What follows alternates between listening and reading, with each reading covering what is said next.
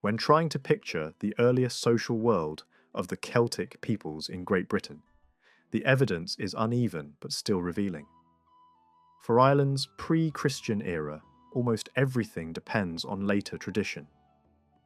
Britain, however, is occasionally described by outside observers who had direct contact with the Roman province and with the communities beyond it.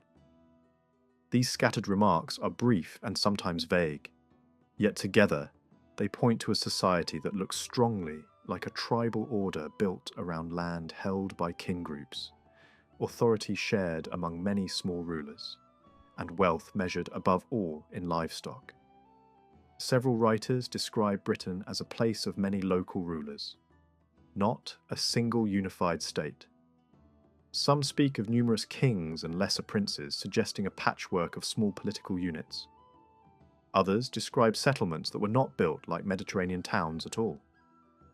Woodland clearings strengthened with felled trees, with huts inside and cattle kept close, as if security and herding mattered more than permanent urban life. Accounts of inland people emphasize a way of living that relied less on crops and more on cattle, hunting, and the products of the herd. Reports from the Western Islands describe communities that did not farm the soil and instead lived from fish and milk, which still implies controlled herds and a pastoral economy. Even when individual details are questionable, the overall picture remains consistent.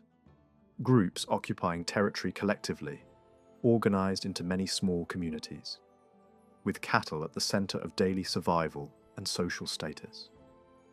Some ancient observers also make claims about unusually loose sexual customs, including the idea that wives were shared. Whether or not such statements reflect reality, they at least signal that outsiders perceive different family and marriage patterns before Christian moral rules became socially dominant. In many early societies, inheritance and alliance through women can carry unusual weight, and later, tradition in northern Britain often highlights kin connections that do not fit neatly into strict male line expectations. The key point is not the sensational claim itself, but the broader implication of a pre-Christian social landscape that outsiders thought was less rigidly regulated than later medieval norms. Once Christianity is firmly established in the north, the evidence becomes clearer and more concrete. A recurring idea appears in early Gaelic writing. The people are arranged in tribal communities that are also territorial units, and these units are treated as normal features of life. Early religious poetry and narrative associated with the mission of Columba repeatedly refers to peoples and lands in a way that matches a tribal map rather than a feudal one. Columba is portrayed moving through distinct communities, influencing how they behaved, and interacting with multiple groups beyond the settlers from Western Scotland. These references do not describe a single tribe, but many separate communities, each with its own identity and its own land. They also imply that the same kind of organisation existed not only among Gaelic-speaking settlers, but among the Pictish populations as well. The geography hinted at in these traditions is not abstract. Communities are linked to recognisable regions, including the area around the River Tay. Columba is described as teaching and disciplining groups in that region, and the language used suggests many neighbouring tribes, rather than one unified kingdom. In political terms, there are also hints of alliance-making, internal unity among the groups under one king, and external agreements with neighbouring groups beyond that king's direct control. This matters because it places the tribal structure on both sides of ethnic and political boundaries. It suggests that the Picts and the Gaelic settlers did not represent two completely different social systems, but rather neighbouring societies with comparable building blocks, local kin communities tied to territory, led by recognised chiefs capable of cooperation or conflict. Later, Gaelic tradition, even when wrapped in legendary genealogies, preserves the memory of named tribal groups in Scotland. Stories that connect heroic ancestors to settlements in Alban may not be reliable history, but they often reflect real place knowledge. When a tribal name seems tied to a major landscape feature, such as the older form of the name for the Forth, it becomes easier to see how tradition could preserve the memory of where certain groups were believed to live. The value here lies less in the heroic storytelling and more in the persistent assumption that Scotland contained multiple tribes with recognisable territories, especially in the zone historically associated with the Southern Picts. A particularly telling kind of evidence comes from early church records in the northeast. Gaelic notes in an important monastic manuscript describe land being granted to a church foundation in a way that mirrors older Celtic practice. Land is given with freedom from certain local claims, including the claims of regional officials and lower chiefs. That kind of exemption only makes sense in a landscape where local leaders normally had recognised rights over people and produce. The appearance of officials who resemble the Gaelic chief role strongly suggests that the surrounding society was still arranged in tribal units with internal hierarchy. In such a framework, a regional ruler sits above multiple local leaders, and each local leader is attached to a particular people and district. In the early Scottish kingdom founded by settlers from Western Ireland, the political unit itself was small enough that it can be imagined as a cluster of tribal territories, rather than a large, centralised state. Sources describe 3 main kindreds, tracing descent from founding ancestors, each occupying a defined zone, one controlling the Kintyre region and adjacent districts and islands, another holding the major islands further south and west, and another spread across a broad mainland stretch. These groups are even described in terms of households, as if the community is counted by homesteads rather than by acres. There are also hints of practical organisation for war and sea travel. The community is divided into set groupings for naval manpower, and armed service obligations are listed for each major kindred, with an additional contribution from a central interior region that seems to have been associated with an older population. The impression is of a society where military service, sea power, and territorial belonging are coordinated through kin groups, not through private landlords. Other Gaelic pockets in Scotland also preserve traces of the same structure. In Galloway, medieval documents record rights connected to leading one's kin in disputes and in local administration, and there are references to captains of named groups. The terminology shifts over time, but the function remains recognisable. A community defined by kinship has a head who leads in legal matters and in mobilisation. In the same region, words meaning people or kindred continue to appear in ways that indicate a tribal identity rather than a purely feudal one, even when later medieval society becomes dominated by lordship and chartered landholding. These older group identities linger in local leadership roles. From the 11th century onward, strong outside pressures begin to reshape the tribal world. Northern districts fall under Scandinavian influence for a time, while the political centre increasingly leans toward the east and toward the English-speaking lowlands.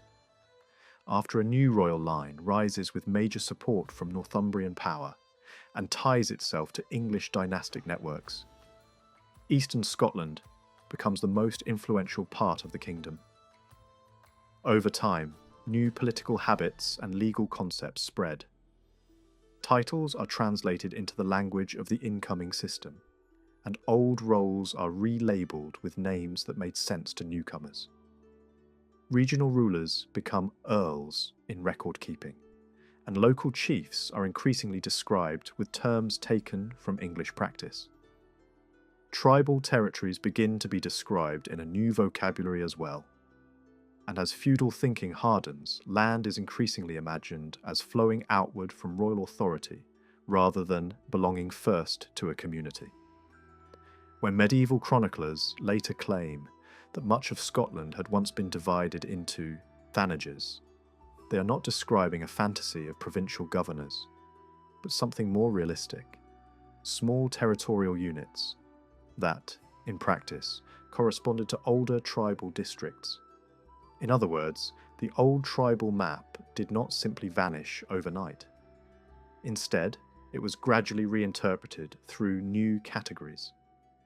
Areas not yet absorbed into the feudal network could be treated as royal domains, and their older communal arrangements were increasingly managed through the crown's officials and through a legal framework that assumed land rights came from above.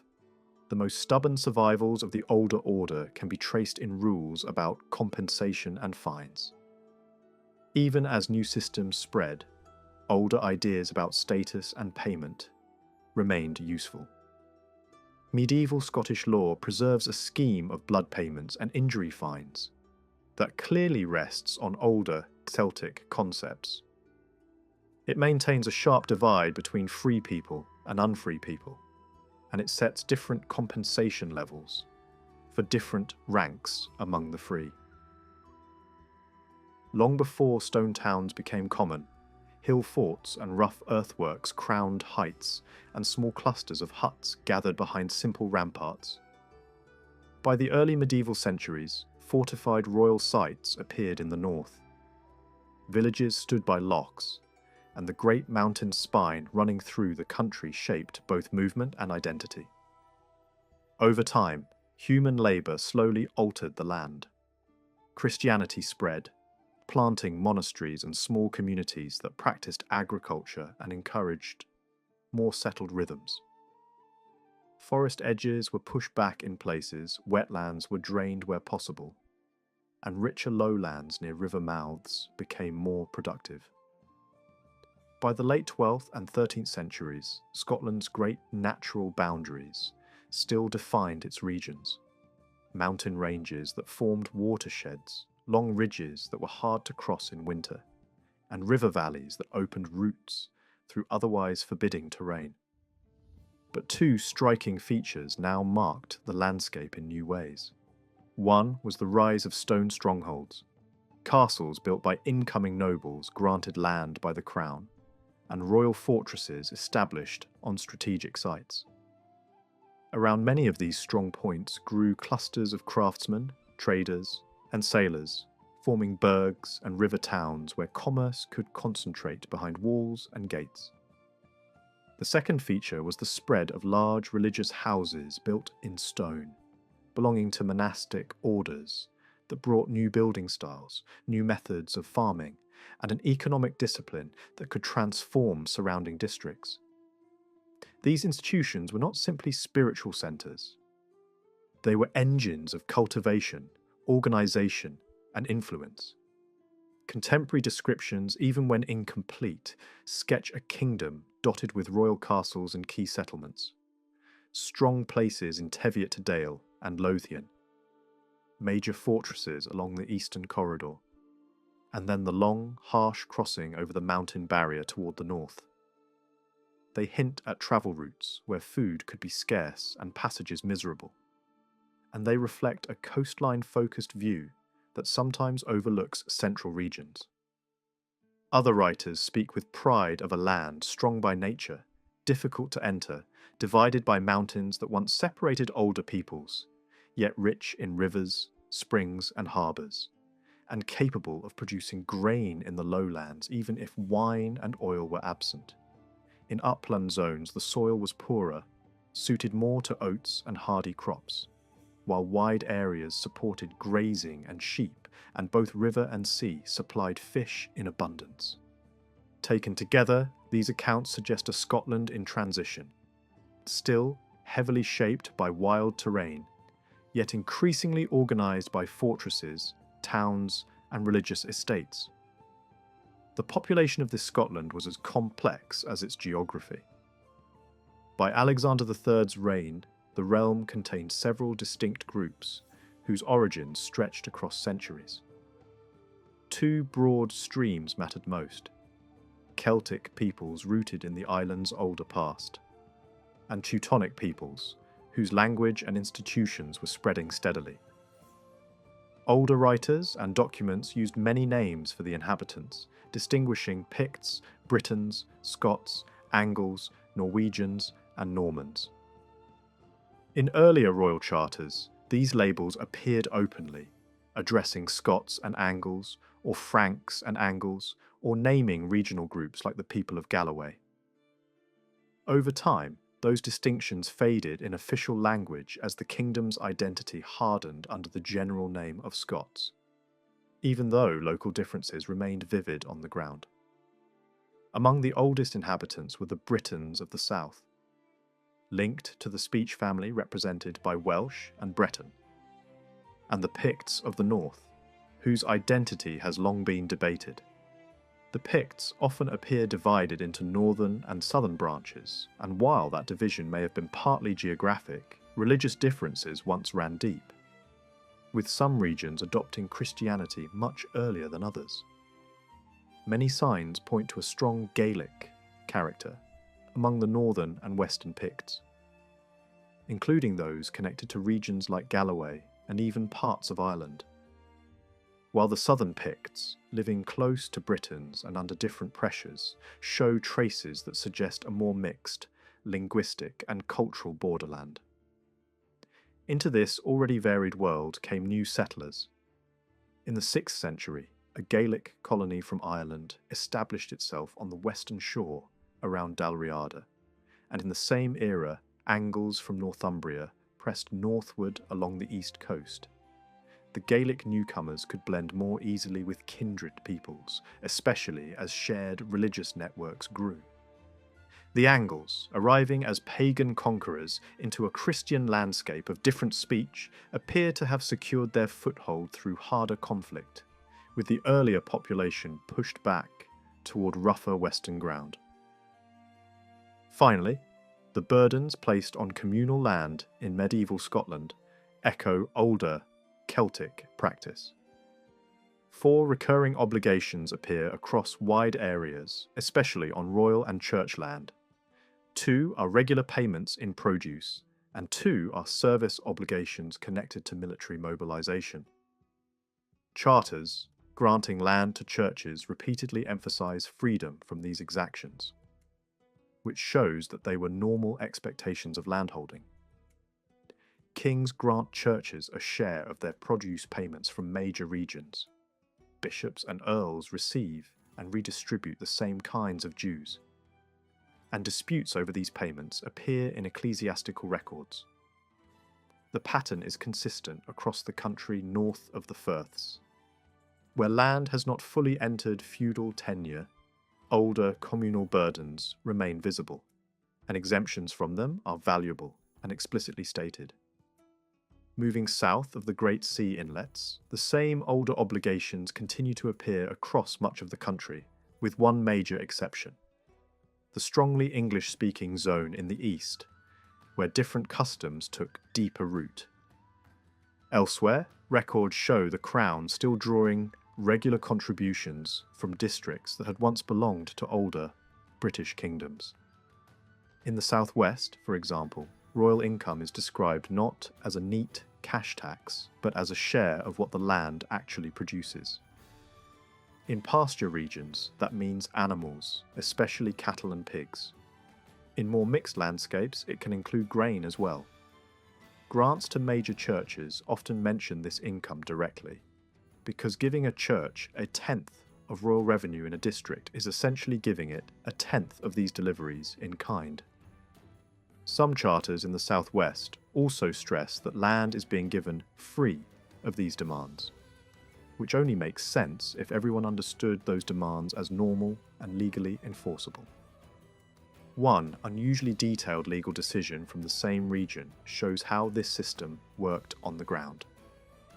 When the king was due his share from a district, local officers carried the royal order to the person who owed it and required payment. If the debtor refused, the officers could seize property as a guarantee, using a staff or rod that symbolized royal authority. Delaying payment had escalating penalties, and the fine could be measured in extra cattle on top of what was originally owed. Even partial delivery after a certain seasonal deadline triggered additional charges, with different rates for cows and pigs. The impression is of a practical and blunt system. This was not a ceremonial gift, but an enforceable obligation backed by seizure and punishment. Taken together, these notices make the burden itself easier to understand. It was not one single item, but a bundle of claims, a legally fixed share of produce, drawn from the land and the stock, sometimes combined with other services and payments that could be demanded by right. It resembles the older idea of food rent found in several Celtic societies, where landholding is tied to regular support of those above in rank. Across most of Scotland outside the eastern lowlands, it remains attached to lands that are not fully absorbed into feudal tenure. And that detail matters, because the obligation fades once land is formally held under a new kind of legal arrangement. Agreements concerning church rights often draw a sharp line between what was owed before a landholder received a formal feudal grant and what applied afterward. The old dues are treated as something that belonged to an earlier legal condition of the land. Alongside this produce share was another expectation: hospitality. In older tribal settings, leadership came with the right to be fed and housed by followers. Over time, that broad social right becomes a scheduled burden. In practice, it means that when the superior or his household moves through the district, the occupiers must provide a night's food, drink, and supplies. What began as a customary welcome turns into something counted, owed, and sometimes imposed a fixed number of times each year. In some areas, it is tied to larger land units and assessed per ploughland. A single plough unit might be expected to provide a cow, pigs, meal, oats, poultry, eggs, candles, soap, and cheese at a set season, an inventory that reads less like a gift and more like a formal ration list. By the later medieval period, the same hospitality burden appears under changing names and in changing forms, but the core idea remains. Royal finance records treat it as a charge on certain royal districts, counted by knights, and sometimes converted into a payment described in cattle. In the Highlands and Islands, it survives even more clearly as a knight's portion demanded from each township, still paid partly in meal, cheese, oats, and livestock, on top of ordinary rent. Later descriptions of the western seaboard depict entire islands contributing vast amounts of food and animals in connection with the Lord's visits, because each community is expected to host him for its allotted number of nights, depending on its size and workload. When officials or local powers promise to protect church lands, they often include a pledge that nobody will burden the tenants with forced provisioning, showing how heavy and disruptive these visits could become. Similar duties appear under other labels in the southwest, again revealing the same logic. If royal officers pass through with a prisoner or after a violent incident, the district might be compelled to provide a night of lodging and supplies, if the party cannot leave before sunset. The language differs, but the structure is familiar. It is not simply charity. It is an old rite of passage and maintenance that has hardened into rule, limited by conditions and recorded in writing because disputes were common. Beyond produce and hospitality, there were also service obligations tied directly to war. In early tribal society, adult men are expected to follow their leaders. Later, the same expectation is attached not only to people, but to land. Hold a share of what used to be tribal territory, and the obligation to join expeditions follows. Charters show two distinct categories: internal service and external service. The first relates to campaigns or duties within the kingdom's boundaries. The second is connected to mustering for larger royal armies or crossing into hostile territory. These are not random levies. They are assessed by land units. Documents about grants often specify that land is free from all burdens, except a particular level of external military service, and the amount of service is described as what properly belongs to a certain number of large land measures. In other words, the land itself is treated as carrying an inherited military quota. This land-based accounting makes an older pattern easier to see.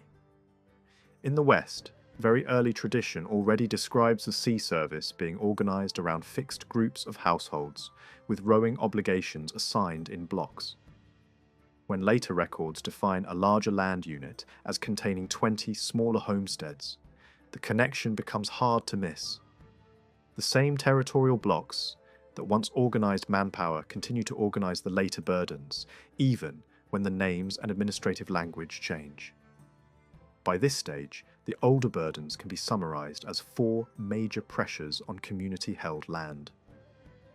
First comes the legally fixed share of produce and other payments gathered by right, a mixed package that can include livestock, grain, personal duties, and fines. Second comes scheduled hospitality, demanded for a set number of nights and appearing under a cluster of regional names. Third comes the duty to join internal expeditions. Fourth comes the duty to attend the Great Host, the full royal army assembled for defence or invasion. These are the surviving skeleton of a tribal system operating inside a kingdom that is increasingly reshaped by outside models. As the monarchy becomes more feudal in style and its institutions more standardised, the older arrangements do not vanish instantly. Instead, they slide into new legal clothing. One transitional step is especially important. Royal lands begin to be treated as held in a form that is neither simple occupancy nor full military vassalage. The logic is straightforward. A holder receives land by formal grant and secure possession. But instead of owing knightly service, he owes a permanent rent. Over time, that rent shifts from deliveries in kind toward money. The old produce share that once expressed communal obligation is reinterpreted as a fixed annual duty attached to a grant. This is not yet the fully developed feudal world of universal military tenures, but it is no longer the older tribal landscape either. It is a bridge between them. In that evolving system, royal districts that had once resembled tribal territories develop a recognisable internal structure. The leading holder controls the core lands and answers directly to the crown, paying the annual duty that used to be gathered as produce. Beneath him are subholders who possess smaller portions as hereditary freeholding. They have their own legal standing, attend courts, and owe defined services, including military obligations that are still described as Scottish service, rather than the classic knightly package. Early laws repeatedly place these freeholders alongside nobles and local leaders in lists of those who must attend assemblies and uphold order. Some statutes even warn the landed elite not to abandon cultivation in favour of excessive pasture, implying that the transformation of land use was already underway and was felt as a social problem. Charters reveal the same hierarchy in practice. A lord may grant land to a relative while reserving the superior rights and services owed by the freeholders within that territory. Another document may describe a man receiving a tenement from an earl in a way that treats hereditary holding as a mark of free status, while also requiring the service due to the king from the land. At the same time, the unfree population remains present in the background. Grants often include not only the land itself, but also the dependent labour force attached to it. That detail is crucial. It shows that even as legal forms shift, the basic working arrangement persists. A core estate cultivated by dependent tenants and outlying portions held by free men under layered superiorities. Below the hereditary freeholders is another group that resembles modern tenants more closely. They hold for a fixed term, for life, or for a term with limited inheritance. Some are free farmers, others are local gentlemen or close relatives of the lord who hold long leases and occupy a middle position between freeholding and farming. Their tenures sometimes involve the landlord supplying stock and equipment, with the tenant returning equivalent value at the end of the term. The land unit held by the smallest of these free farmers often appears as a standard fraction of a plough unit, and the language of homesteads survives strongly in place.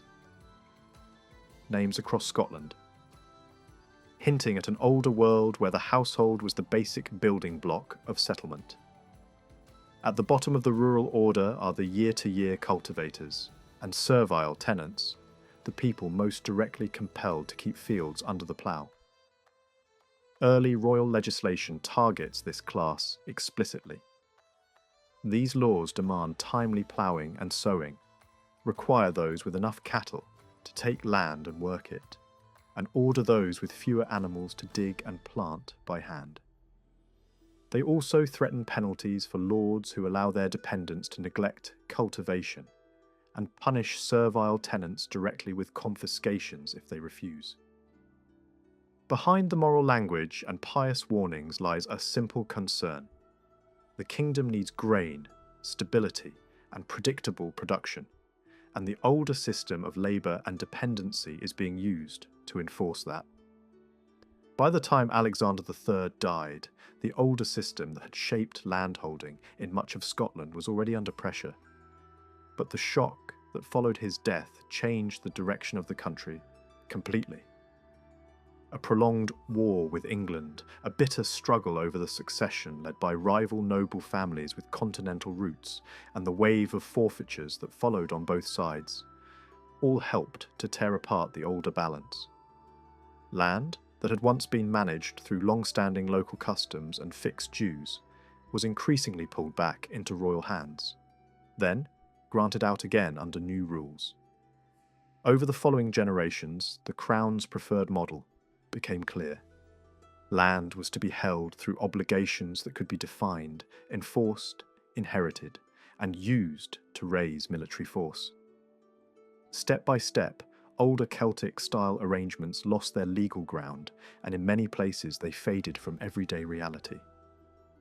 After the wars for independence and the repeated shifts of power, many of the old royal districts had returned to the crown, either because their lords had died out, been dispossessed, or been judged disloyal. A new pattern then appears again and again. These districts are granted to incoming magnates as fully feudal possessions, with military service built into the grant. One set of royal grants from the same year captures the transition neatly.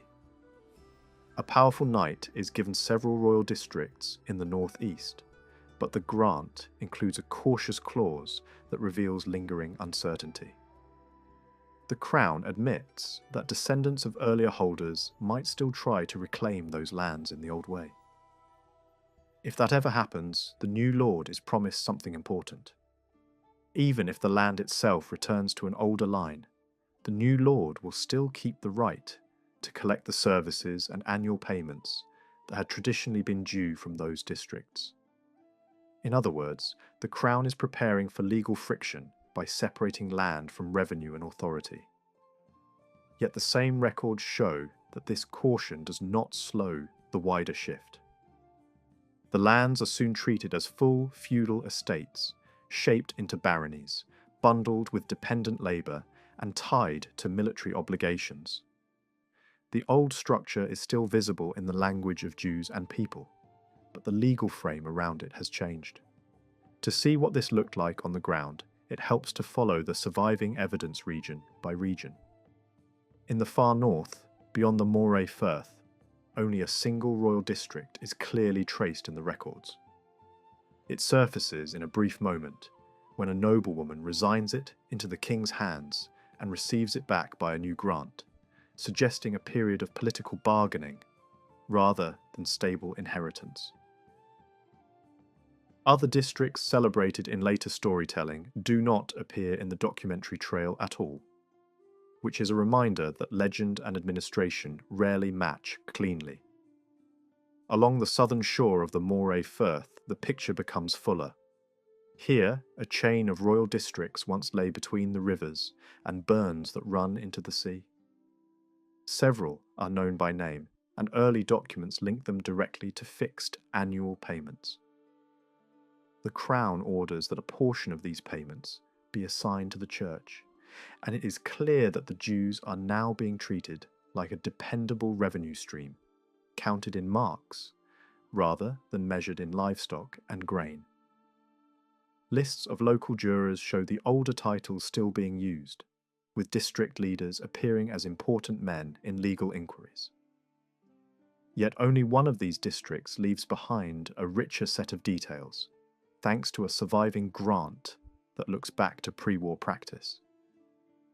In it, the king gives the whole district for a permanent annual payment that matches what had been paid in Alexander III's time, and he requires the same customary service that had always gone with it.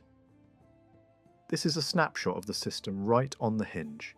It still remembers older customs, but it is already being expressed through a chartered rent. Later, the same district drifts in and out of great noble hands and then returns to the crown through forfeiture. When it is confirmed again, the new settlement is revealing. The district keeps its historic label, but the rules are different. Feudal duties are now combined with the old annual payment, as if the crown is deliberately blending two worlds, preserving a familiar name while rewriting the legal reality. Even within that reworked district, pieces of land appear that once belonged elsewhere, showing that boundaries were no longer treated as untouchable. A particularly telling detail is how local Gaelic-speaking communities preserved older naming habits, even as the paperwork changed. A detached portion becomes known simply as the chief's land, a phrase that carries the memory of pre-feudal leadership into a later landscape. Nearby lay a much larger royal district whose exact story is harder to trace, even though its name echoes in later family identities. What can be said with confidence is that these coastal lowlands still show the logic of earlier administrative units, while deeper inland the same social layers appear more faintly but still recognisably. Agreements over land in Badenoch, for example, discuss dependent people with a cold precision. Certain individuals and their descendants are assigned to one party, others to another, along with their movable goods. The language shows that human dependency remained a legal category, handled like part of the estate itself. When a huge territory stretching from the Spey to the Western Sea is later elevated into an earldom, the grant makes the new order even clearer. Royal districts, manors, burgh communities, revenues, and the rights over freeholders are gathered together under a single lord. Those who had held directly from the crown are now required to do homage and attend courts under the new earl, while the earl promises the king the national service, still calculated by large land measures. It is a redistribution of authority on a grand scale, built on feudal assumptions but still carrying older accounting methods. Crossing east into Mar and Buchan, the records become more administrative and more numeric. A crown rental from the later 13th century lists a cluster of royal districts with annual values, and these districts form a belt running from the Moray coast down toward Aberdeen. Some are coastal, some reach inland, and several include large wooded tracts that function as hunting grounds and resource reserves. Over time, these forests often split from the districts and become royal forests in their own right, managed separately and granted to keepers. In one coastal district, the land is eventually converted into a feudal barony, held by a named family, while the nearby forest stays under the crown, showing a deliberate division of land and woodland rights. Another district is taken from a great lord after an unauthorised alienation and then granted again for the accustomed services, a phrase that signals continuity in obligation, even when the holder changes. South of these lie other districts that match modern parishes closely. And here, the pre-war evidence becomes sharper. A local lord founds a chapel and endows it with lands, but later inquiries explain that the same man had lost royal districts to the crown through default, and then negotiated to recover one by transferring part of another to a powerful earl. The story is not simply piety or patronage. It is land, leverage, and survival in a world where royal rights could be enforced or bargained away. Farther east, a very large district centred on Feudal stands out for its value and complexity. It appears to have been worked through a system of farming with a named tenant accounting for the annual rent, suggesting that the crown and its officers were treating the district as an income source to be managed. Here again, the forest story repeats. Charters hint at separate grants for the district itself and for the Forest Office, implying that the woodland had become a royal resource with its own administration.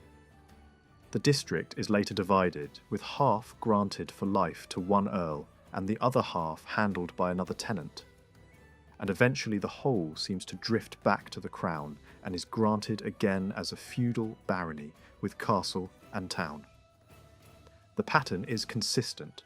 Older districts become pieces in larger political settlements, sometimes split, sometimes reunited, but increasingly reshaped in feudal form. Between the Don and the Dee, the old urban centre of Aberdeen itself appears as a royal district in accounts, valued like any other crown holding. Over time, it merges into the land base of the burgh, while its forest becomes part of the surrounding royal woodland. Nearby, one especially well-documented district reveals how older structures lived on inside new frameworks. It stretches along the Don for miles and includes a central church, whose name suggests a primary church for the territory. Several chapels once depended on it, and later became separate parishes, a change that outlines the old district's original scale. Close by lies a settlement whose name marks it as the chief's town, and this piece of the district behaves like a reserved core that stays under tighter control even when the wider territory is granted away. After the wars, the forest belonging to this district moves between crown and noble hands. Royal charters are issued from the manor in the forest, showing the king's personal presence and the forest's importance. Later confirmations show the forest held with its freeholders and their services, an arrangement that makes sense only if a layered social structure still exists within the old district. Other grants are even more explicit. A great lord receives the district as a barony, but the crown reserves the tenantries, the freeholders, their lands, and the traditional dues. Later, those reserved parts are granted too, though sometimes the chief's town remains set apart for a time. In 15th century transactions, pieces of that chief's town are sold, along with a small rent from church land and specific, customary deliveries of oats and cheese. Even more striking, a money payment appears that represents the commuted service once owed by dependent people. This is one of the clearest signs of transition. Older labour obligations survive, but they are increasingly converted into cash, becoming predictable and transferable, like any other rent. Up the Dee, several smaller districts appear, some only as names in lists of dues paid to the church. One seems to have belonged not to the crown but to the old earls of the region, which would explain why it does not show up in the crown's own rental. Another district, on the south bank, is described early on as a cluster of townships under church land, alongside a royal forest, and the grant carefully excludes the local chief's land. Later, a second grant removes that exception, and in effect, the old district disappears into church control. The process is telling. Once the reserved core is absorbed, the district as a distinct royal unit and stops making sense. Still farther inland, A third district is recorded as being held heritably by a named knight, while its large annual rent is linked to the Queen, evidence that crown finance and household provision could intersect in these holdings. South of the Dee, in the lands running toward the Tay, the earldom of Mearns shows an especially heavy concentration of these former royal districts. Here they appear in two clusters. The first lies between the Dee and the coast near Stonehaven. Records mention repairs to district houses and the presence of royal forests, and a great noble family is shown managing these forests as keepers, before falling from power. Afterward, the forests and districts are granted to another rising family, and the districts are shaped into feudal baronies.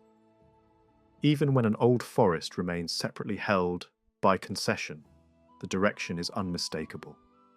The Crown is converting older units into private feudal estates, while still using them as sources of rent and patronage. The second cluster occupies the southern Mearns.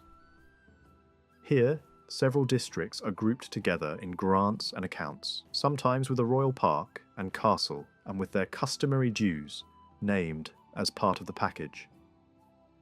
One district is known to have been a royal seat, close enough to royal attention that even a small patch of arable land beside the manor is confirmed by charter. Another district covers a full parish and includes land still called the Chief's Town. A third matches another parish. These are the districts that, in the new order, are granted out as baronies under military tenure, their old identity preserved only as a label.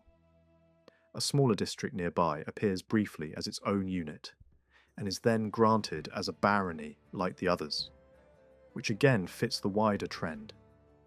But perhaps the most revealing case in this region is a large district whose internal makeup can be reconstructed in unusual detail. It once contained dozens of townships and a central block of church land. Over time, that larger parish was broken apart by grants, with sections given away to newcomers, while other blocks remained separate holdings. Later descriptions of the same territory show farms of different sizes, from large plough units down to quarter units, suggesting a landscape where different social layers held land in clearly graded portions. This is likely close to the older reality: a core estate under the chief, smaller holdings under free men, and servile or dependent land cultivated under obligation. A legal dispute from the early 13th century opens a rare window onto the social world inside such a district. The conflict is between a bishop and the family that represented the local chiefs, and it turns on rights over church land and what could be demanded from the people living on it. Witnesses recall how the area was once filled with dependent church tenants, how the lord leased the land for a term to a rent-paying holder, and how later a successor drove out the old dependent group and began to farm the church land directly as part of his own estate. The testimony insists that earlier chiefs had not ploughed that land, and that this direct cultivation was a new and aggressive act. It also reveals frequent turnover in leadership, with many chiefs remembered within living memory, yet only one accused of seriously oppressing the church people. In the settlement that follows, the bishop secures the right to receive hospitality contributions and a fixed rent in cattle, plus a share of legal payments. The chief keeps the right to collect the produce dues, receives a set amount of cheese from each household, and can demand harvest labour and participation in expeditions. The compromise lays out, in plain terms, how power was divided: church rights, lordly dues, labour services and military obligations all layered on the same community. Other labels for crown-held land appear in this region as well, especially lands that once belonged to early monastic establishments, but later passed into royal hands. When these lands are granted to a priory, the grant often includes not only the church and its immediate ploughland, but also the wider territory that had belonged to the old religious house, along with pasture rights, local people, and even the king's own officers and followers throughout the parish.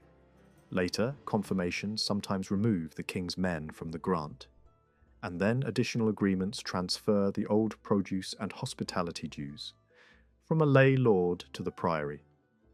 The effect is that older burdens are not erased, they are redirected. The same dues that once supported a local chief can now be assigned, by charter, to a religious house. In Angus, the pattern continues but with an important difference. The region is larger, wealthier, and closer to the kingdom's core, and much more of its land has already been granted out to foreign origin nobles under feudal terms.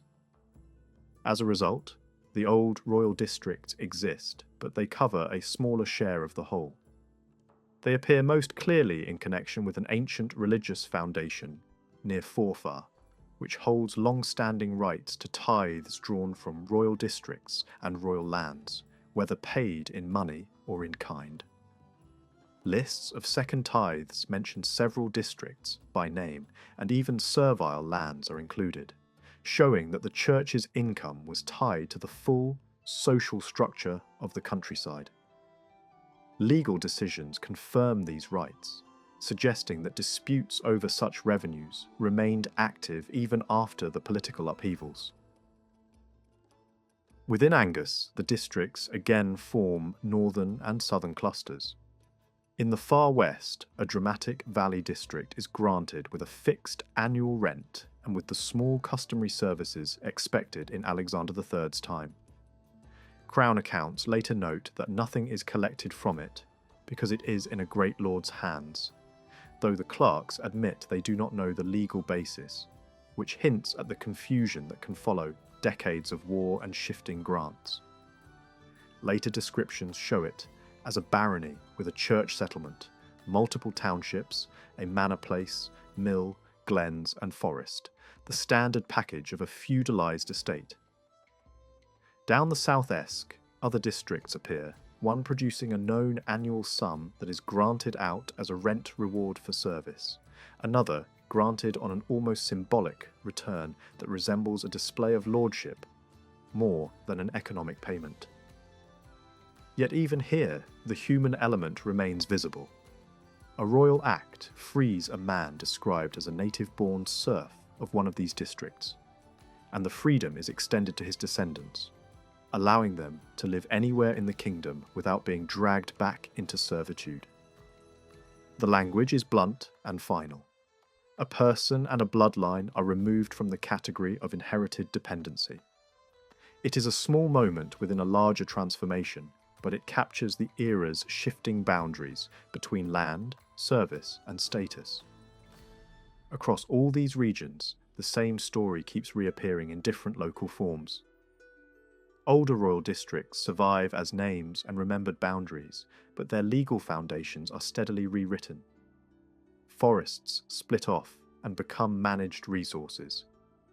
Freeholders remain visible, but their obligations are counted, reserved, sold, or converted into rent. Dependent services persist, but they are increasingly commuted to money and treated as transferable income. And above everything, the Crown uses grants and forfeitures to reorder the map. By the late medieval period, the old system has not simply ended in a single moment.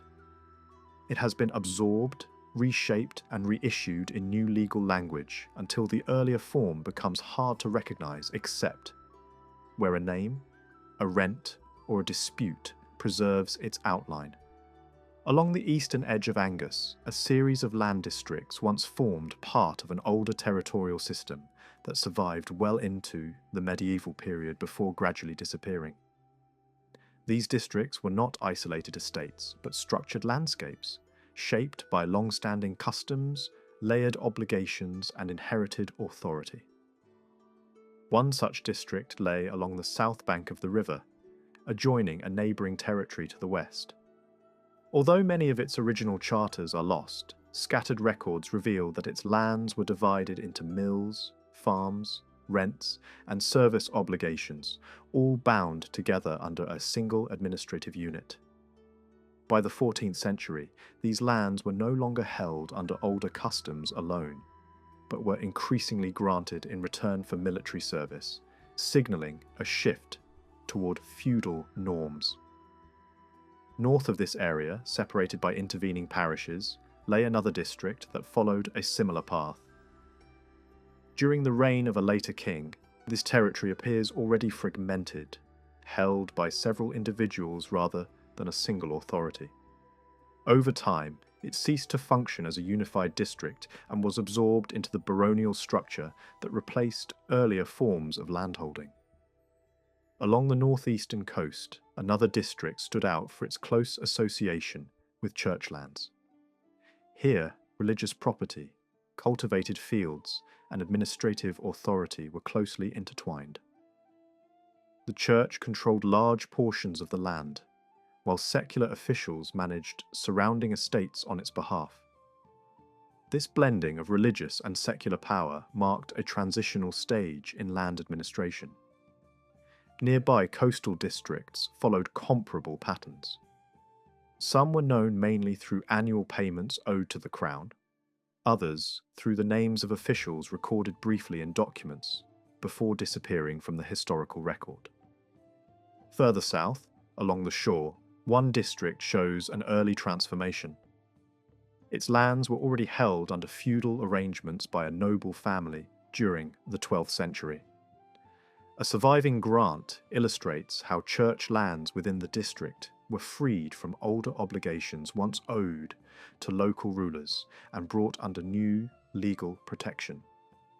This arrangement closely mirrors developments elsewhere, where church settlements gradually separated from traditional tribute systems. In the southern part of Angus, the remaining districts were fewer but still significant. One western district is known only through the appearance of its local ruler in the 13th century, yet traces of older religious lands within it suggest a deeper history. Nearby lay a much larger and more prominent district, later surrounded by legend, but firmly rooted in administrative reality. Financial records from the late 13th century describe payments owed for portions removed from its territory, along with hospitality obligations measured in livestock and produce. After the Wars of Independence, this district remained under royal control until it was formally transformed into a barony. At that point, not only the land but also its dependent population was transferred to a new lord, marking the effective end of the district as an independent unit. Along the coast of the Tay, another district appears only briefly in the sources, yet its internal structure reveals an important distinction. The land itself belonged to the crown, while a related religious territory remained under the control of a powerful noble family. These two elements, though connected by geography, followed separate legal paths. Nearby lay the final district of the region, which by the mid-14th century had already passed into private hands through marriage. Soon afterward, it too was converted into a barony, complete with dependent labourers and free tenants. The surrounding uncultivated land became known simply as moorland, a reminder of earlier communal use. Crossing the Tay into neighbouring regions, these districts become rarer. Much of the land had been granted early to settlers, holding it under feudal conditions, leaving only scattered remnants of the older system. In one area, the memory of an earlier district survives only through place names associated with land once reserved for its former ruler. Elsewhere, a district is identified through a named official appearing as a witness to church charters, while later records show the same land reorganised as a barony. Another district near the coast appears during boundary surveys and survives in royal grants, before undergoing the same transformation. Further inland, two districts stand out for their early prominence. One served as a royal residence and later became a forest reserved for hunting. Another reveals its earlier status through records of hospitality obligations, measured in livestock and produce, which were later separated from the surrounding land. Once divided, the cultivated lands were reorganised as a barony, complete with a castle, fisheries, and controlled access to surrounding waters. Moving north into a region long associated with early kingship, one of the oldest royal centres appears again as a district. Financial records describe rents owed from its lands, while royal charters show portions granted to religious communities. Over time, this area too was reorganised and recorded as a barony. Nearby, a second district stands apart because it was held not by the crown but by the local earl. Charters from the early 13th century reveal a clear chain of authority linking the district ruler to the earl rather than to the king. Payments from the land were redirected to religious institutions, but the local ruler remained responsible for collecting them. The families who held these offices often rose to considerable prominence. In one case, a family serving as stewards to the regional lord also held control over a district. Over generations, their authority shifted from traditional leadership to feudal office, and eventually their lands were absorbed into larger baronies. Nearby districts appear only fleetingly in the records, identified through the names of officials whose titles suggest inherited leadership within a defined territory.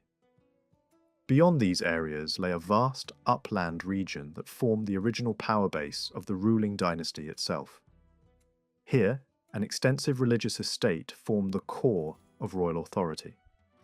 Within it lay two distinct districts, both managed directly by the crown. Royal orders addressed to local officials show that these lands were used to supply building materials, revenue, and manpower. Financial accounts reveal rents of extraordinary size, reflecting the wealth of the area. Yet even here, authority was divided. Church lands within the territory remained under the control of regional nobles, who later transferred them to religious institutions. During the 14th century, these large districts began to fragment. Individual valleys, farms, and estates were granted separately, often to secure loyalty or reward service. One district passed entirely into private hands and was held thereafter under military obligation. Another remained intact longer, with its ruler continuing to sell portions of land while retaining authority over the remainder.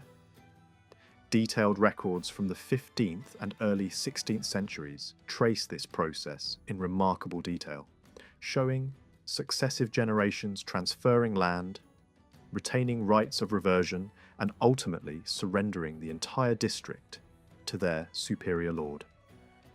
Once absorbed, the district was granted anew as a feudal estate, complete with dependent people and defined services. The internal structure of these districts reveals a consistent pattern.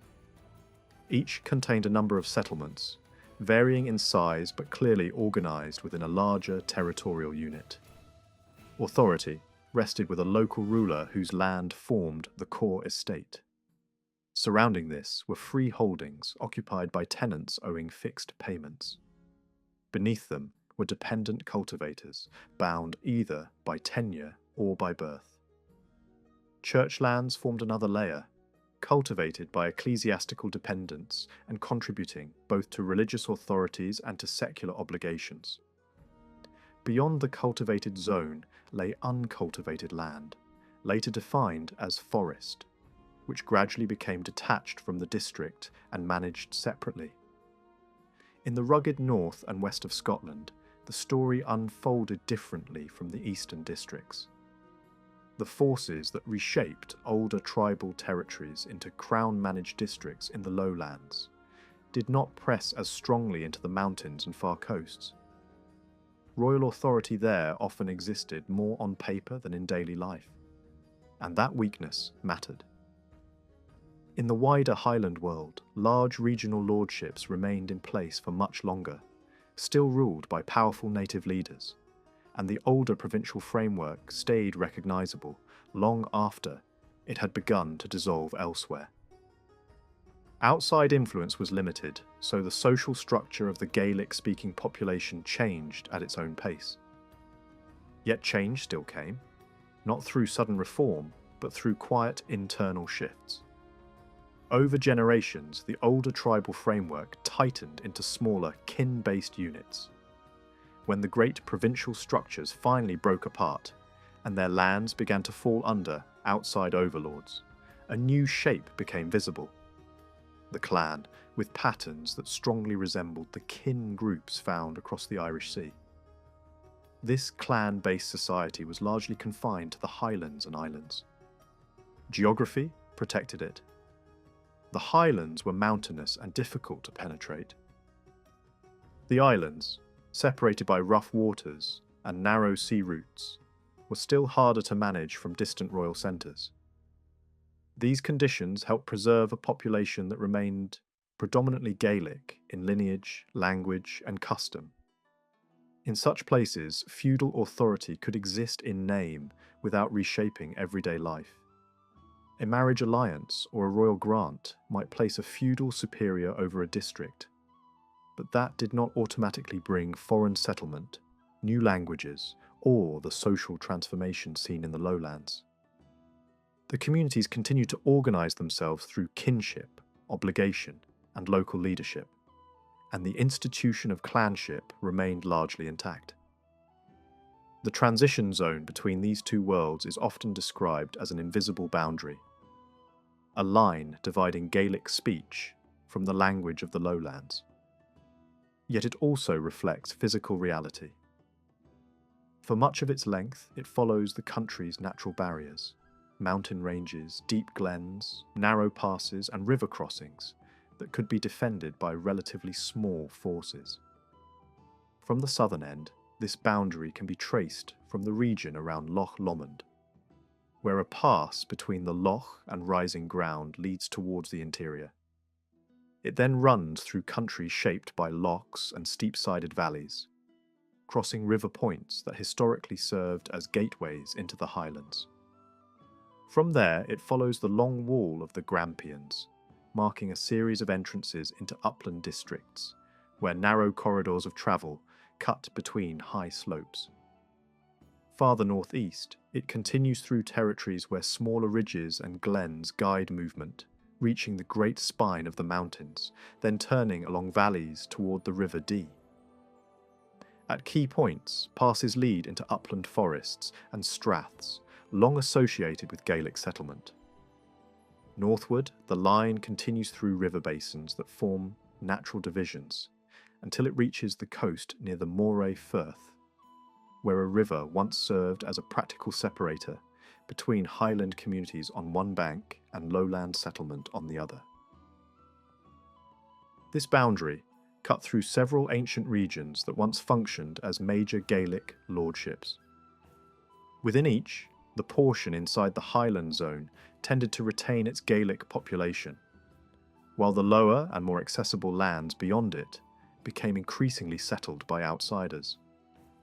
Some areas lay entirely within the Highland zone, keeping their Gaelic character over broad territories.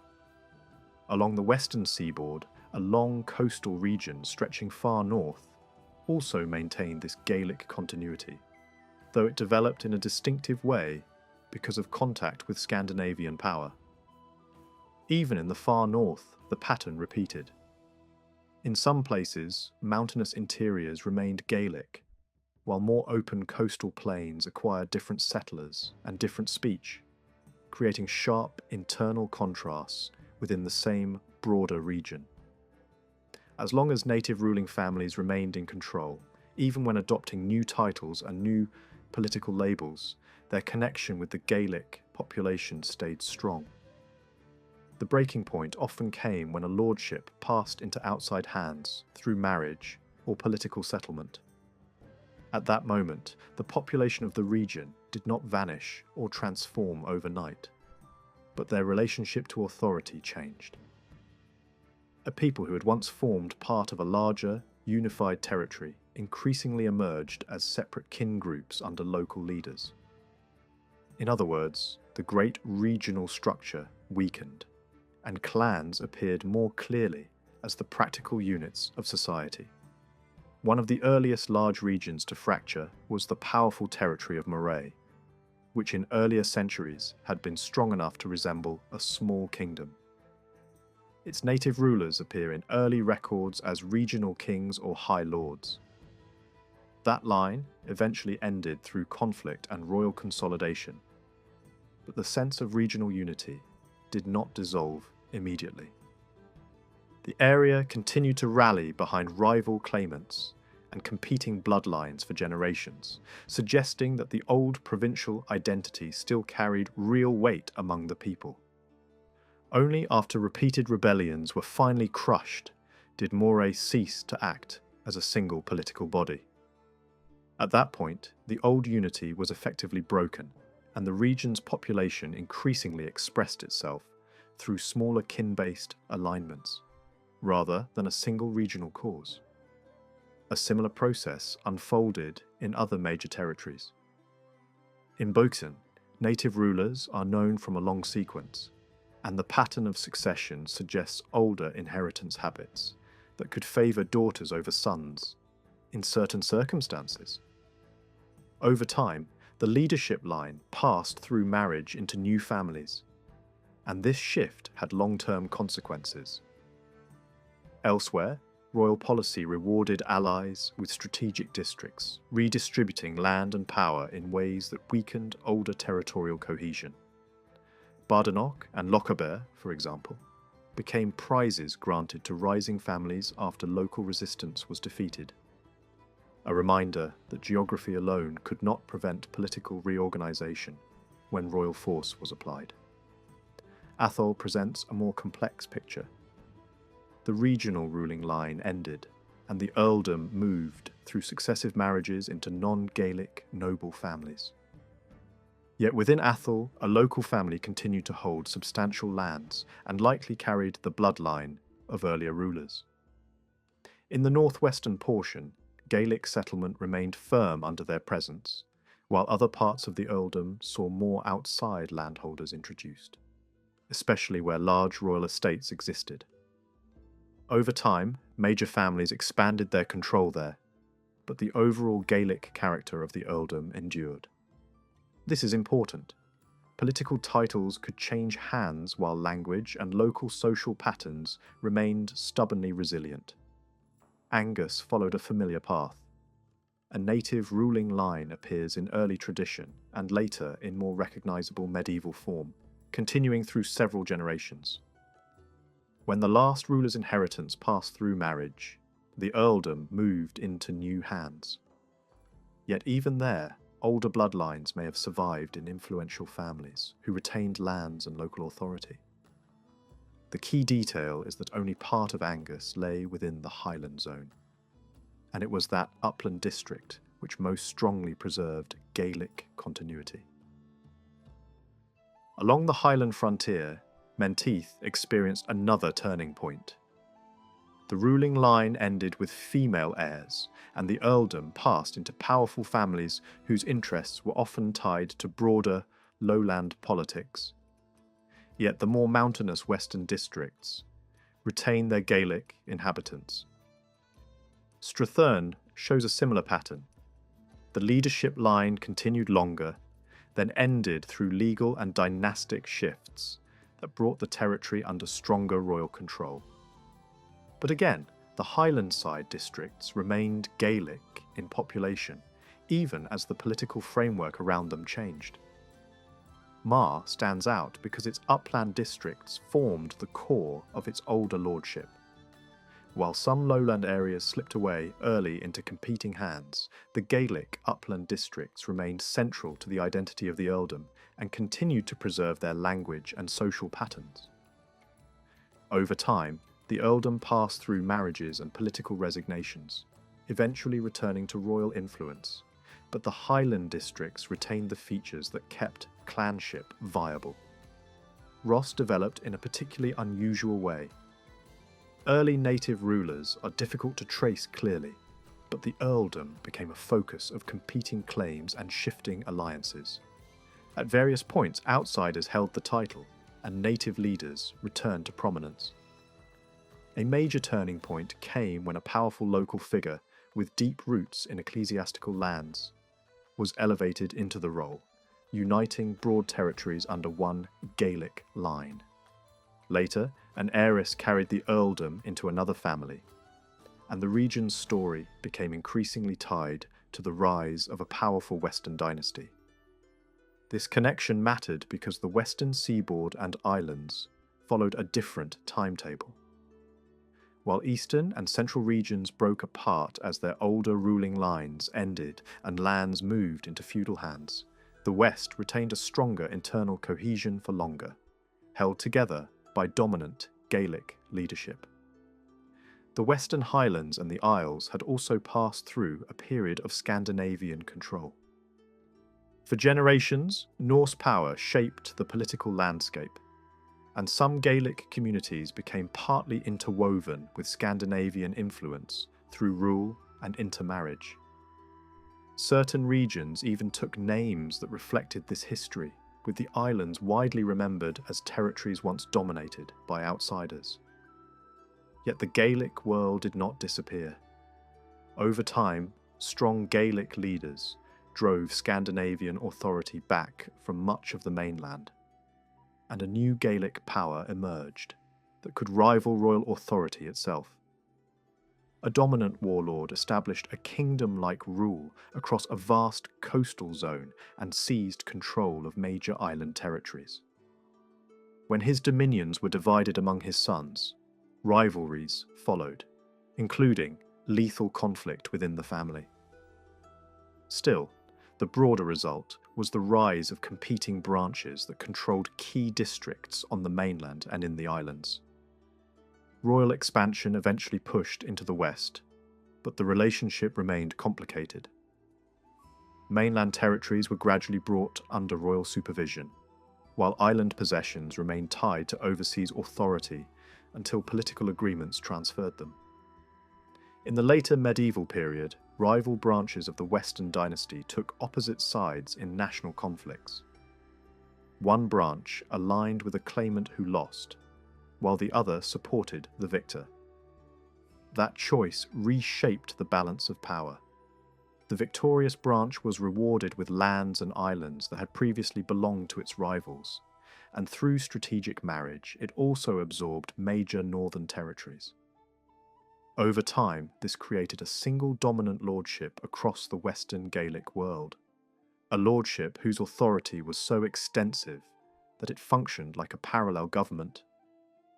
Dynastic politics inside that lordship were not simple.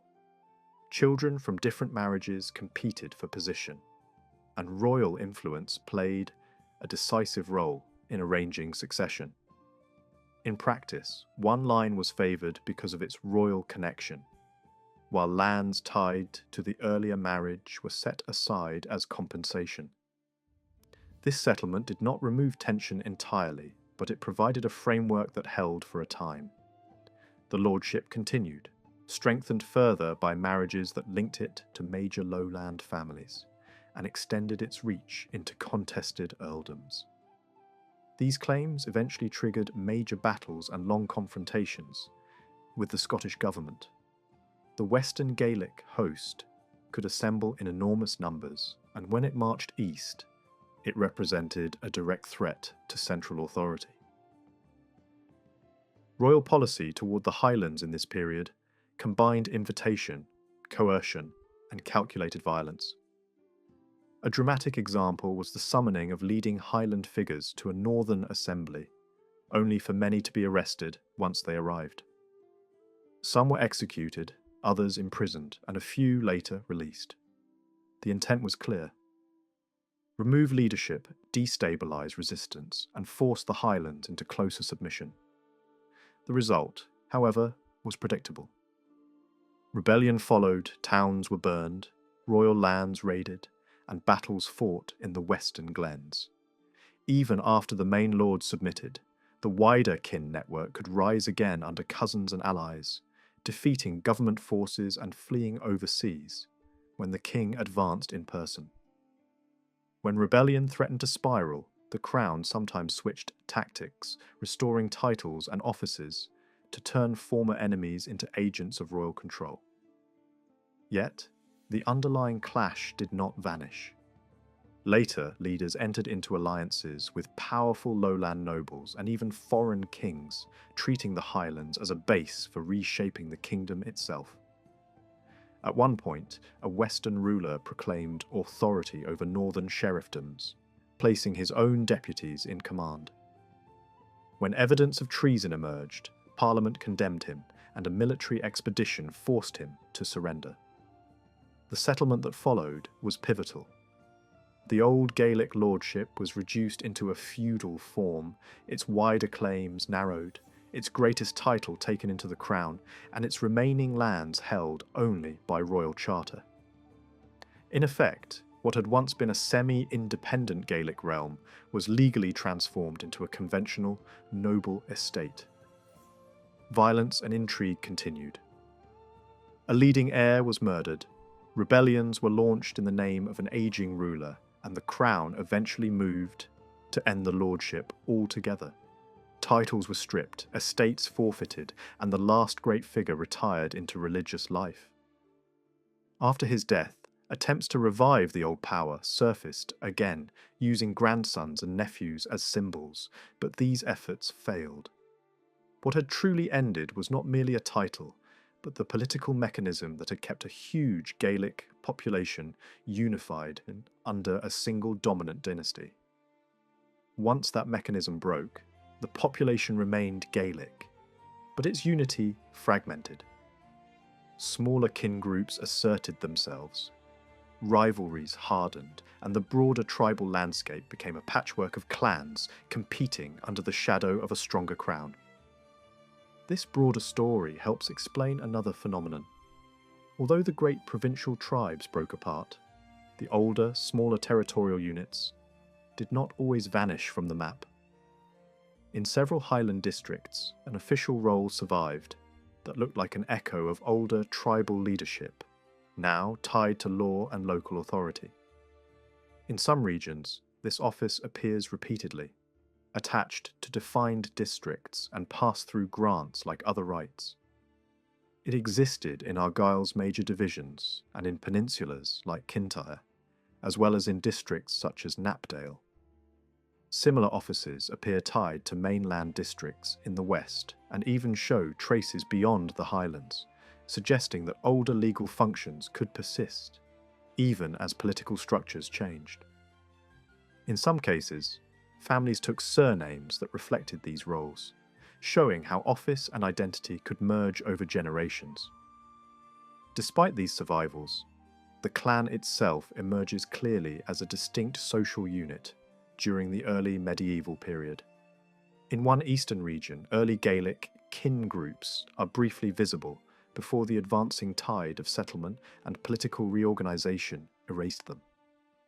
Local leaders appear with their own dependent following, making grants and witnessing agreements in a way that reveals a small kin group operating within a larger territory. Yet in the east, these formations quickly disappear from view as foreign settlement expanded. In a striking contrast, a famous Gaelic kin group appears in the very heart of a region, otherwise known for early feudal transformation. Its later reputation became wrapped in legend, tied to dramatic tales of kingship, revenge, and privilege. Tradition credits this kin group with special rights, ceremonial roles at coronations, precedence in battle, and legal protections involving compensation for certain killings. Whether every detail of the legend is reliable matters less than what the tradition reflects. The persistence of kin-based privilege as a social and legal concept. Medieval law codes and political agreements show that such privileges were treated seriously enough to be confirmed, enforced, and invoked in formal contexts. The language of law recognised a leading figure as principal in such matters, suggesting that older Gaelic concepts of kin authority could be adapted into new political frameworks. By the 15th century, the long process reached a turning point. Overlordships collapsed, major titles were absorbed by the crown, and the great Gaelic dynasties lost the legal foundations of their power. Yet clanship did not vanish. Instead, it became more fragmented, more localized, and in many places more intense. The older tribal world had not simply been replaced, it had been reshaped.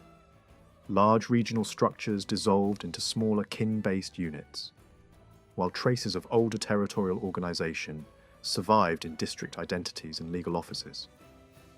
The Highlands and Islands entered a new phase, still Gaelic in culture and speech in many places, but increasingly drawn into the orbit of a centralised state that sought to regulate what it could no longer ignore.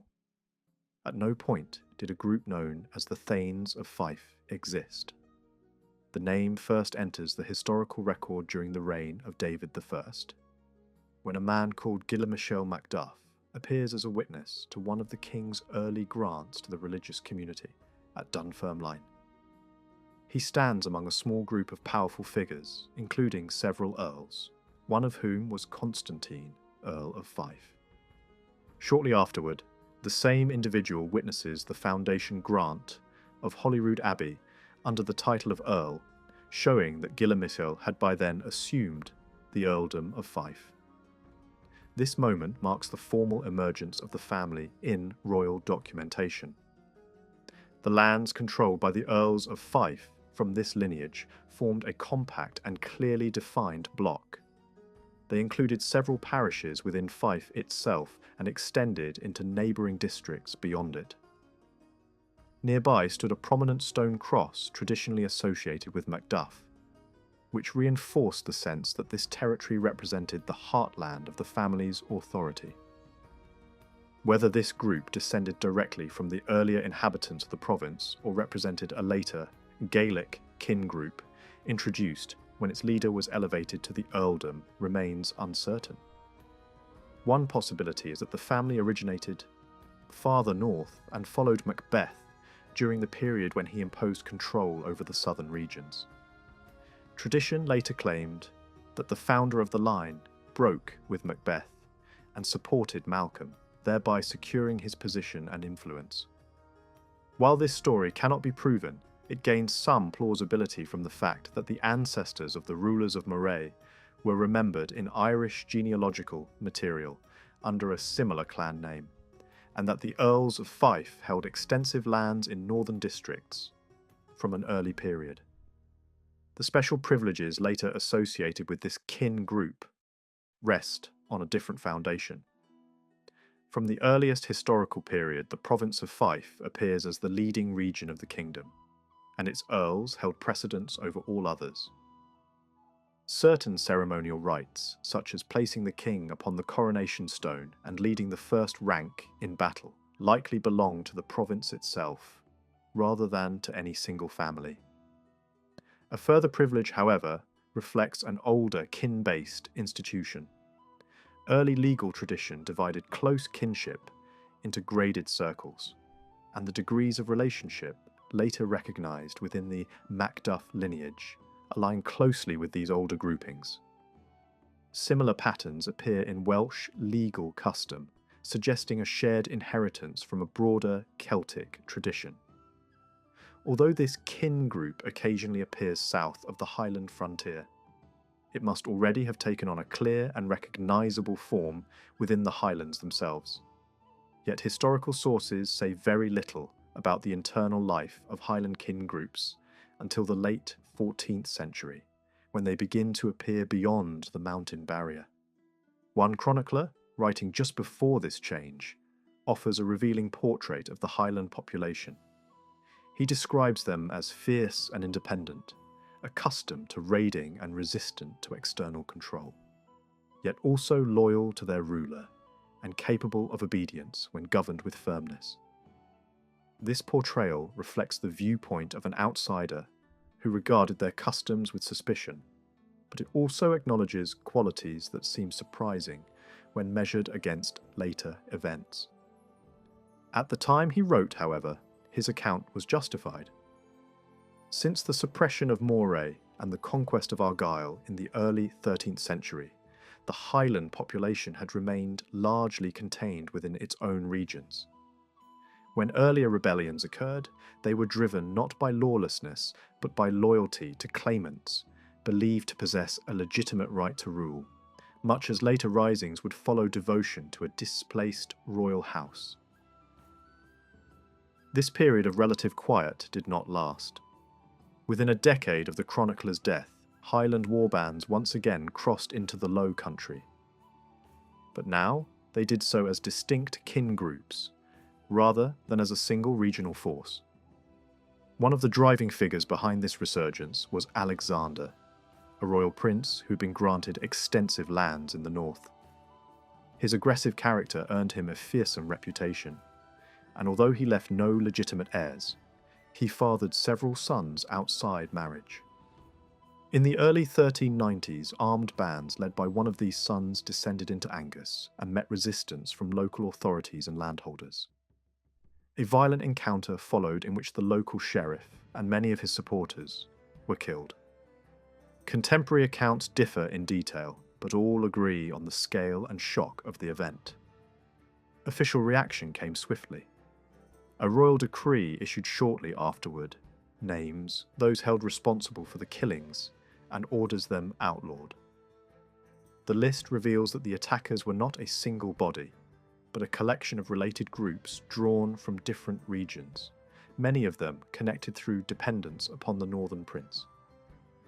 Some traced their descent to older ruling families, others occupied lands granted under his authority, and still others were allied groups drawn into the conflict. The cause of the raid appears to have been a dispute over inherited land, which brought southern landholders into conflict with northern kin groups, whose claims overlapped or competed with theirs. Soon after these events, a confrontation of an entirely different nature captured the attention of the kingdom. On a field near Perth, two Highland kin groups agreed to resolve a long-standing feud through a formal combat staged before the king and the assembled nobility.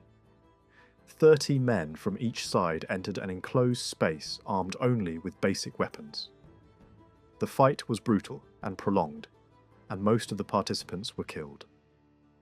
Contemporary observers disagreed on which side prevailed, and the accounts vary on details, but the encounter was remembered as extraordinary. Its purpose appears not to have been vengeance, but judgment. If the dispute between the groups concerned rights or status, such a combat would have been understood as a means of reaching a final decision under royal authority. Later, writers attempted to connect this event with earlier raids and feuds, and some identified the groups involved with clans known from later history. Subsequent events lend weight to these identifications. When royal forces confronted a powerful Western lord decades later, two kin groups deserted him and submitted to the crown. Soon afterward, those same groups clashed violently with one another, culminating in a massacre that nearly destroyed one of them. Over time, surviving branches of both groups reorganized, and their leaders emerged as recognized captains, holding lands and offices by formal grant. As these developments unfolded, the internal structure of the Highland clan became clearer. A clan was not a single undifferentiated mass. At its core stood the chief and his closest kin, bound by blood and lineage. Surrounding them were free members of the same name who acknowledged descent from a common ancestor. Alongside these stood dependent groups who did not claim blood connection, but had placed themselves under the protection of the chief. These might include remnants of older populations, displaced families from other regions, or groups who sought security through allegiance. Over time, kin members who acquired land in their own right founded separate households. Their holdings became hereditary, and their families developed into powerful branches within the wider clan. The most influential of these branches often rivaled the chief himself in wealth and following. This process gradually transformed the clan into a layered society, composed of overlapping loyalties and internal hierarchies. This structure is vividly described by later observers who witnessed the system before its final decline. Land was held by many individuals of varying status, each commanding followers not only from their own holdings, but also from kin and dependents living elsewhere. Farms were commonly occupied by relatives of the chief, who held their land on favourable terms and passed it on within their families until closer heirs displaced them. As kinship ties weakened over generations, these families gradually merged into the general population. Because this pattern endured for centuries, most ordinary tenants eventually shared the chief's surname and regarded themselves as members of his kin group. Alongside this kin-based hierarchy existed a second category of followers, bound not by blood but by obligation. As older customary ties weakened, these relationships were formalized through written agreements. Such contracts bound individuals or entire groups to serve a chief in peace and war, to acknowledge his authority, and to offer specific payments upon death. In return, the chief pledged protection, support, and access to land. These agreements did not create new relationships, so much as they preserved older ones in written form, adapting tradition to changing legal conditions. Another key institution linking chiefs, kin, and dependents was fosterage. Children of leading families were commonly raised in other households, creating bonds that were both emotional and political. These arrangements were carefully regulated. Foster parents undertook the care and upbringing of the child, while both natural and foster families contributed livestock and goods that would become the child's property. The foster household benefited from the produce of this stock, while the child was young, but ownership ultimately rested with the child. Fosterage thus created a network of mutual obligation that strengthened alliances across a clan and between allied groups. Surviving contracts show that this practice continued well into the modern period. They describe in detail the exchange of cattle, the sharing of produce, and the responsibilities of both sides. Even as legal frameworks changed, the underlying purpose remained the same: to bind families together through shared responsibility and trust. When the last Lord of the Isles finally lost his position and large parts of his dominion were taken into the hands of the Crown, the Highlands and Islands were, on paper, brought under direct royal rule. In practice, the result was far less tidy. The old provincial dynasties that had acted as local governors were removed, yet the authority replacing them was distant and often powerless, beyond the Highland frontier. The vacuum left behind shaped much of the 16th century. Instead of steady government, the period was dominated by feuds inside the Highlands themselves. Some kindreds expanded through these struggles, others splintered, and long-standing alliances shifted again and again. In Argyll, a single power rose steadily: the Campbells, who were careful, patient, and consistently aligned with the Crown. Farther north, in Ross, the Mackenzies advanced in a similar way, building influence until they stood among the most formidable forces in their region. For a long stretch of time, Highland power did not appear to the lowlands as a single united threat. From the early 15th century, when Donald of the Isles marched south with a vast host, until the upheavals of the 17th century, no comparable, united Highland army forced its way across the internal frontier. That changed only when a royalist commander later gathered the clans as a coordinated force in the north. His rapid campaigns revealed something the lowlands had rarely faced: what the Highland kindreds could achieve when pulled into one direction and handled with skill, even when opposed by major political and military power in Argyll. Outside moments like that, everyday relations between Highlands and Lowlands followed a more familiar pattern. People in the southern regions knew the clans mostly as distant communities in rougher country, organised around chiefs, speaking a different language, wearing distinctive clothing and carrying weapons even during ordinary work.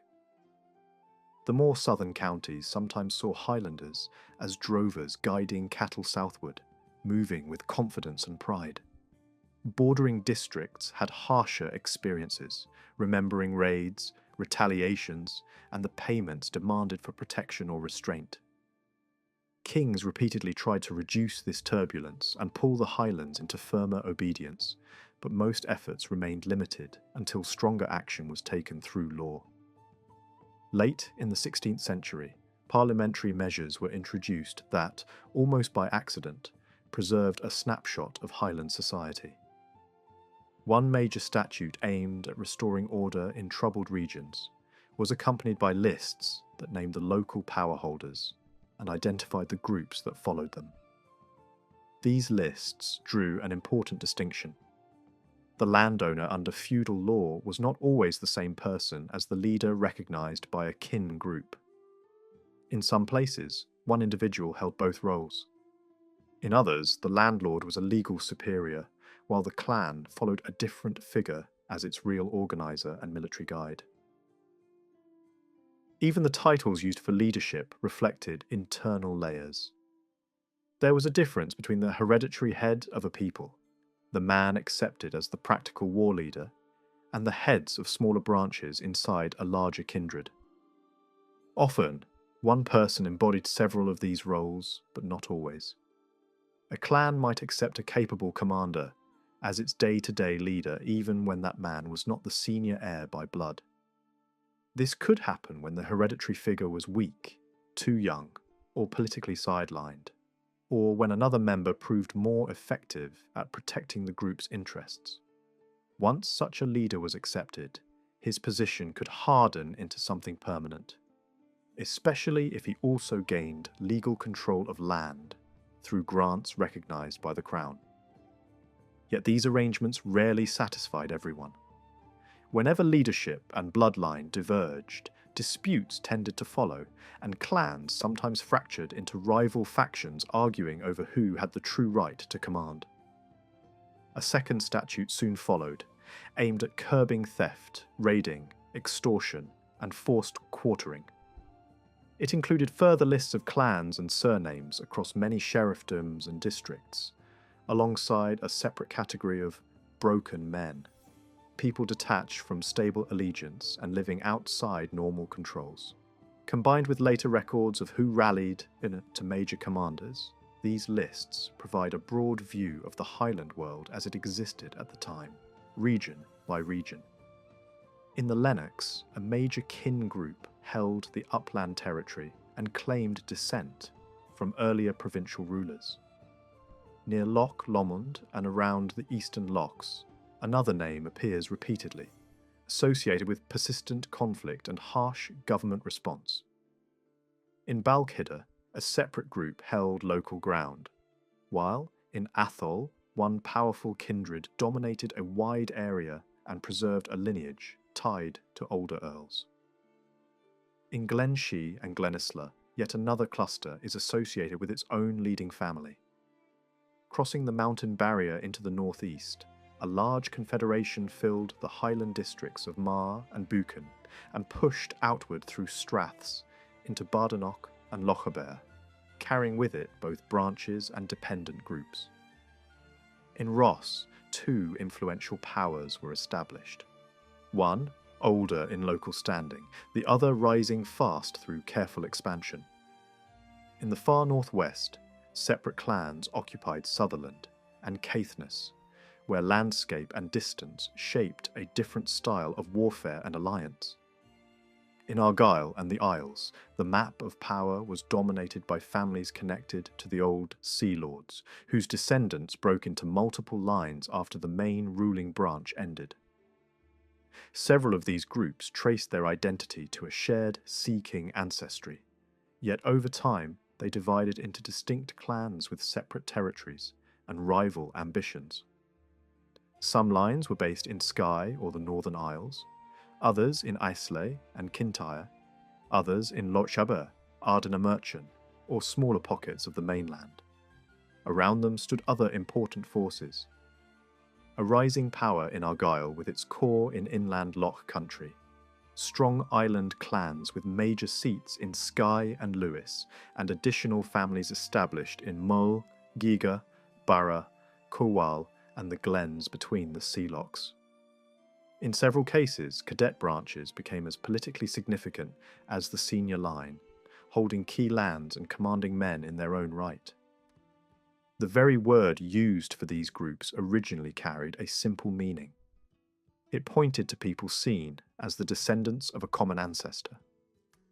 The clan name was less a label of territory than a statement of origin. Individuals were traditionally identified through father names, rather than fixed surnames in the modern sense. At the top of a clan, the leader's style often implied direct descent from the founder, while heads of smaller branches used forms that expressed their own line within the larger kin group. Among ordinary members, identity could be expressed in a simpler way, more like an affiliation than a detailed genealogy. In the same society, however, not everyone fit neatly into clan structures. The law lists also mentioned surnames that did not always function like clans. Some had Gaelic forms or Gaelic equivalents rendered into Scots speech. Some looked territorial, tied to lands and place names. Others were clearly of foreign origin, yet had lived in the Highlands long enough to adopt the local language, habits, and the entire spirit of clanship. Because this naming system leaned so heavily on personal descent, it is not surprising that genealogies mattered intensely. In early Highland society, a pedigree was not just a story. It was a framework for rights and status. The remembered chain of descent could define rank inside the group, clarify who stood closest to the leadership line, and support claims to land and inheritance. In that world, genealogy functioned like a legal instrument. The people responsible for preserving these lines were not only celebrants of heroic memory, they were guardians of claims and precedents. Over time, this old system came under pressure. As the kingdom developed into a mixture of peoples and institutions, feudal law became the official language of power. Gaelic custom remained strong locally, but it was not always recognised by the state. Disputes over succession sharpened, rebellions led to forfeitures, and land confiscations fractured older tribal structures. As clans were broken apart or forced to compete in a political arena shaped by feudal rules, genealogies began to shift in purpose. Where descent once secured practical rights inside a customary system, it increasingly became a tool for prestige, rivalry, and survival in a new order. Under these pressures, traditions could be stretched, reworked, or even invented to defend a clan's standing against competitors. A further change followed as political and cultural influence moved through the country. For centuries, the ruling power and Highland society had shared older Celtic roots. Later, the dominant class and the clergy increasingly represented a related but distinct tradition with different naming habits and different ideas about national origins. At the same time, national stories were reshaped into grander myths, placing imagined founders in the deep past and rewriting the relationship between Highland, Lowland, and earlier peoples.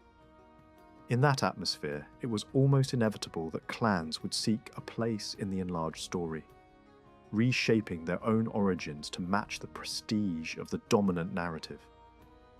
Then, another influence grew stronger: contact with Ireland. Marriage links, military service, and long-standing movement across the sea brought Highland families into closer connection with Irish learned culture.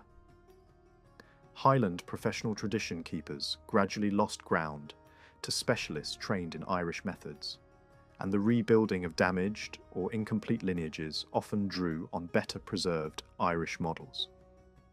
As a result, many Scottish clan genealogies began to lean heavily toward Irish frameworks, linking Highland origins to famous ancestral lines from across the water.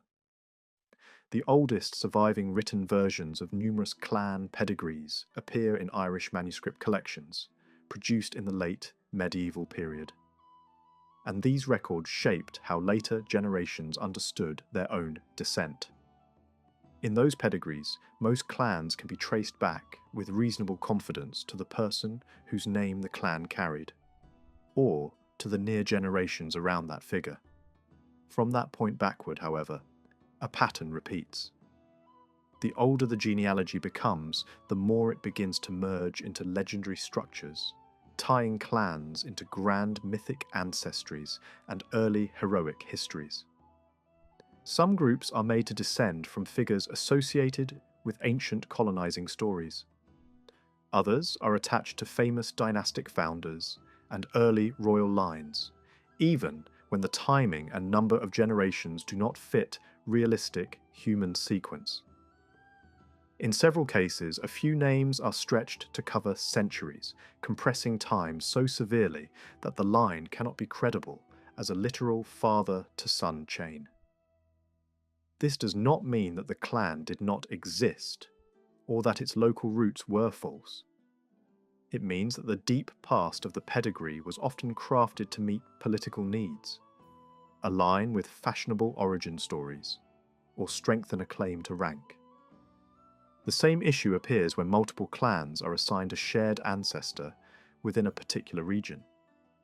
These groupings may preserve a genuine memory of related origins or long association, yet the links that attach them to earlier dynasties frequently show signs of careful construction rather than preserved fact. Some genealogies combine Gaelic lines with names of Norse rulers, mixing traditions across centuries, and producing sequences that cannot be reconciled with the known arrival of Scandinavian power. In other cases, names associated with earlier peoples appear inside clan pedigrees, in ways that hint at local realities, even while the surrounding framework is arranged to connect the clan to prestigious royal ancestors. During the 16th century, the clan world was pushed into closer contact with the crown than ever before. By the final decades of that century, lawmakers were no longer satisfied with occasional punishments or local bargains. They wanted a system that could reach into the glens and islands and force the chiefs to answer for land, money, and order. Earlier, measures had already tried to name the main players and curb violence, but a later decision proved far more disruptive. It did not merely complain about raids and disorder. It demanded proof in writing of who owned what. In the winter of 1597, a new law was announced with a blunt purpose. Highland and island landholders were to show their holdings. The government described the region as a place that withheld rents and services, blocked safe trade, and wasted resources that could have made the country prosperous. The language was harsh, but the mechanism was even harsher. Landlords, clan leaders, principal householders, and anyone claiming rights to land or fishing grounds were ordered to appear before the Central Financial Court and present their charters, titles, and legal documents. They were expected to guarantee regular payments to the Crown and accept full responsibility for the conduct of their followers, tenants, servants, and dependents under royal law. Failure carried a devastating threat. Anyone who did not appear or could not produce acceptable proof risked losing every legal claim they said they possessed. On paper, their rights could simply be declared void. The Crown had found a lever that could move almost everything in the Highlands because so many claims rested on fragile foundations. The timing made the pressure even worse. After decades of turmoil following the fall of the great island lordship, many families had lost documents in war, fire, and upheaval.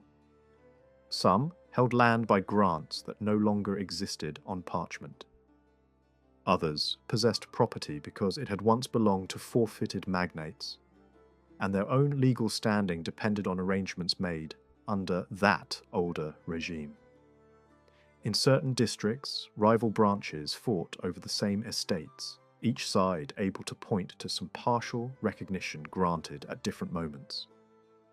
In other places, the legal superior was an outside family with a paper title, while the land itself was held in reality by a clan that had occupied it for generations. And in many corners of the Highlands, the strongest right was simply long possession defended by force, not a sealed charter stored in a chest. Meanwhile, the new law created opportunity for ambitious outsiders. Families who held dormant claims, or who had never been able to enforce feudal rights in the Highlands, suddenly saw a path forward. If the current occupants failed to prove title, a rival could step in with paperwork, connections, and influence. The result was a legal battlefield. Chiefs who had once measured status through ancestry, reputation, and manpower now had to defend themselves in a world that rewarded written documents, formal rank, and court recognition. The struggle was not only about land, it was also about prestige. Standing in official records, being treated as an equal among titled families, and carrying recognised authority became essential for survival. That pressure shaped what came next. From around this period, manuscript histories began to appear. Family narratives that claimed ancient rights, inserted convenient charters, and promoted grander origins. These texts later fed into printed accounts that helped cement a new image of the clans. A pattern developed. The founding figure of a clan was no longer presented as a purely native leader, rising from local tradition. Instead, he was increasingly described as a foreign noble, Norse, Danish, Norman, or connected to an admired family, who supposedly entered the Highlands and gained both territory and leadership by marrying the daughter of the last, old, Celtic chief. It was an elegant solution for a society now judged by feudal logic. A marriage story could claim native continuity through the heiress, while also claiming foreign prestige through the newcomer. Many of these stories share the same structure. A stranger arrives, distinguished by bravery or birth. A local line conveniently ends in a daughter.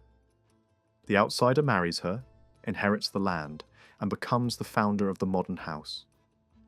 The clan's name is then explained as a nickname, a translation, or a corruption of some foreign term. These narratives spread because they were useful. They made a clan sound competitive beside families who already held feudal titles and court connections. They also offered a neat, legal-looking bridge between older possession and newer documents. When these claims are tested, the problems become obvious. Some are built on a single early appearance of a name that later writers expand into a dramatic origin story. Others depend on invented charters that follow a familiar recipe. A king grants lands directly as a grand feudal unit. Witnesses are listed to make the document look official, and the whole thing is framed as royal reward for loyal service. But the details often do not fit. The land in question may have been held under a different superior at the time. The king may not have had authority over it. Witnesses can belong to the wrong generation, or to another reign entirely. Dates slide around whenever a contradiction appears. A battle is used to anchor the legend, then the timeline is adjusted when someone notices that the title or office mentioned did not yet exist. Instead of repairing the story, the adjustments usually multiply the errors. One of the most striking examples of this kind of myth-making involved a powerful northern family that later produced a skilled political writer among its leaders. A tradition was promoted, claiming that the clan's founder came from a distinguished Irish house, fought beside the Scots in a famous battle, was rewarded with a strategic posting, and married a local heiress to secure the key lands that later became the clan's heartland. To support the tale, references were made to a monastic record fragment and to a royal grant. Yet both supports collapse when examined closely. The chronology does not hold. The supposed witnesses belong to the wrong era.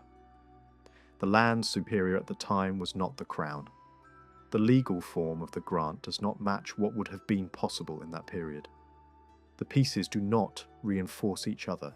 They depend on one another, and once one falls, the whole construction falls with it.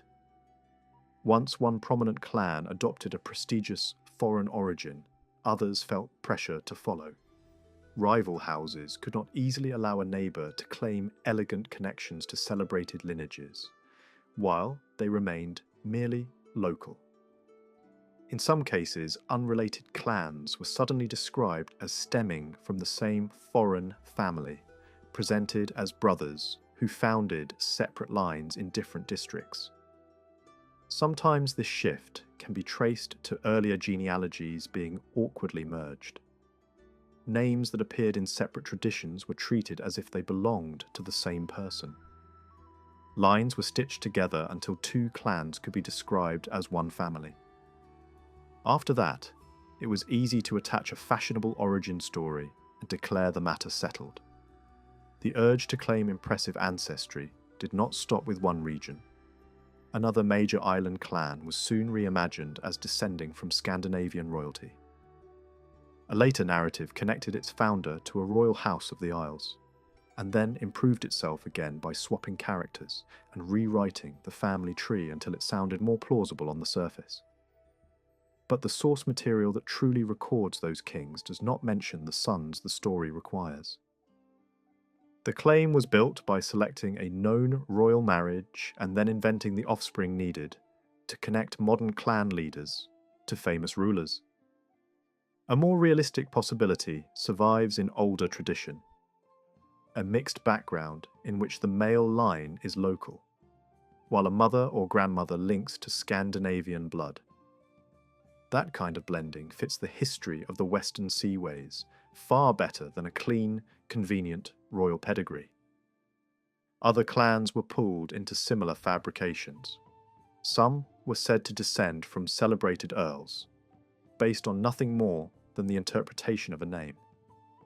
If a clan name could be translated as son of a thane, then it was tempting to attach it to a legendary thane who had become famous in national storytelling.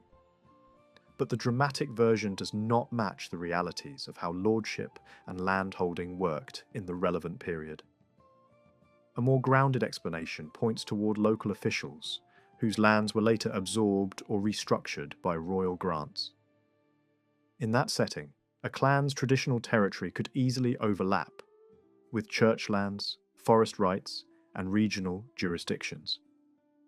Disputes could arise over such ground, and surviving records suggest that some supposed great origins were later decorations added to a much more practical history. Even families whose rise was already well documented were not immune to the trend. A name that resembled a Norman place name encouraged writers to assert Norman descent. Yet the resemblance could be forced, the foreign name altered to fit, and older spellings did not support the claim. The reality may be simpler. A descriptive epithet becoming a hereditary label, later treated as if it must be foreign because it sounded foreign to later ears. Over time, a leading figure's nickname could become the family's public identity, and the older Gaelic form could be pushed into the background. Not every clan needed to invent a foreign founder. Those descending from the great sea lords of the Isles had origins that fell within historic memory, and could be traced with a consistency that left little room for creative rewriting. Their landholding situation also gave them less incentive to forge a new identity, because their positions were often confirmed after the major forfeitures. Yet even here, imitation appeared. Some groups not truly connected to the island dynasty tried to attach themselves to it, hoping the association would strengthen their standing. These claims tend to crumble because the supposed founders appear clearly in documents under different parentage and different local contexts. A fabricated link might look attractive in a later narrative, but it cannot survive direct comparison with earlier evidence. Alongside the struggle for noble origins ran another thread: the role of the church and the monasteries. Several clan names and traditions point toward descent from lay abbots or hereditary custodians of religious houses. In some districts, a family's authority may have begun through control of a monastery's temporal lands and leadership roles, rather than through pure military lordship. Where a clan held ground around an ancient religious site, old personal names tied to saints often appear in early genealogies. Bonds of friendship and alliance in later centuries sometimes hint at older connections between families that believed themselves to be of one house, not in a modern legal sense, but through shared tradition and long association. By comparing the different layers of tradition, a broad conclusion emerges. Popular clan origins, as they were confidently presented in later centuries, often say more about political need than about early medieval reality. The older genealogies, those that focus on the clan's named founder and a limited number of generations around him, can still preserve genuine memory. They often make sense geographically and socially. The later, improved pedigrees, with foreign knights, heiresses, and perfectly timed royal charters, usually belong to a different world. The world created by legal pressure, social rivalry, and the desire to compete in an order where paperwork mattered more than oral tradition. That same shift helps explain how quickly these inventions could be accepted. When a grand, imaginative national history spread across Scotland, many communities adopted it as if it were ancient truth, especially where the stories seemed to match local pride or local landmarks. Once a famous chronicler turned obscure figures into glorious kings, clans were quick to recognise those figures as their own ancestors. A legend that served identity could become tradition within a surprisingly short time. Even if the dramatic pedigrees are rejected, patterns still remain. Clans can be grouped by older regional formations that likely predate the later clan structure. The Western Highlands and Isles show one large cultural zone shaped by seaways, Norse contact, and island lordship. The Central and Eastern Highlands show another zone, tied to older provincial power in Moray and neighbouring districts. Other clusters appear around Ross, Atholl, Strathern, and Lennox. Another notable grouping seems linked to the old monastic landscape, where several clans share traditions that point toward religious foundations and hereditary church offices. In this view, the clans themselves are largely native in origin, while the surnames of the Highlands include both native lines and families of outside descent that became fully absorbed into Gaelic society.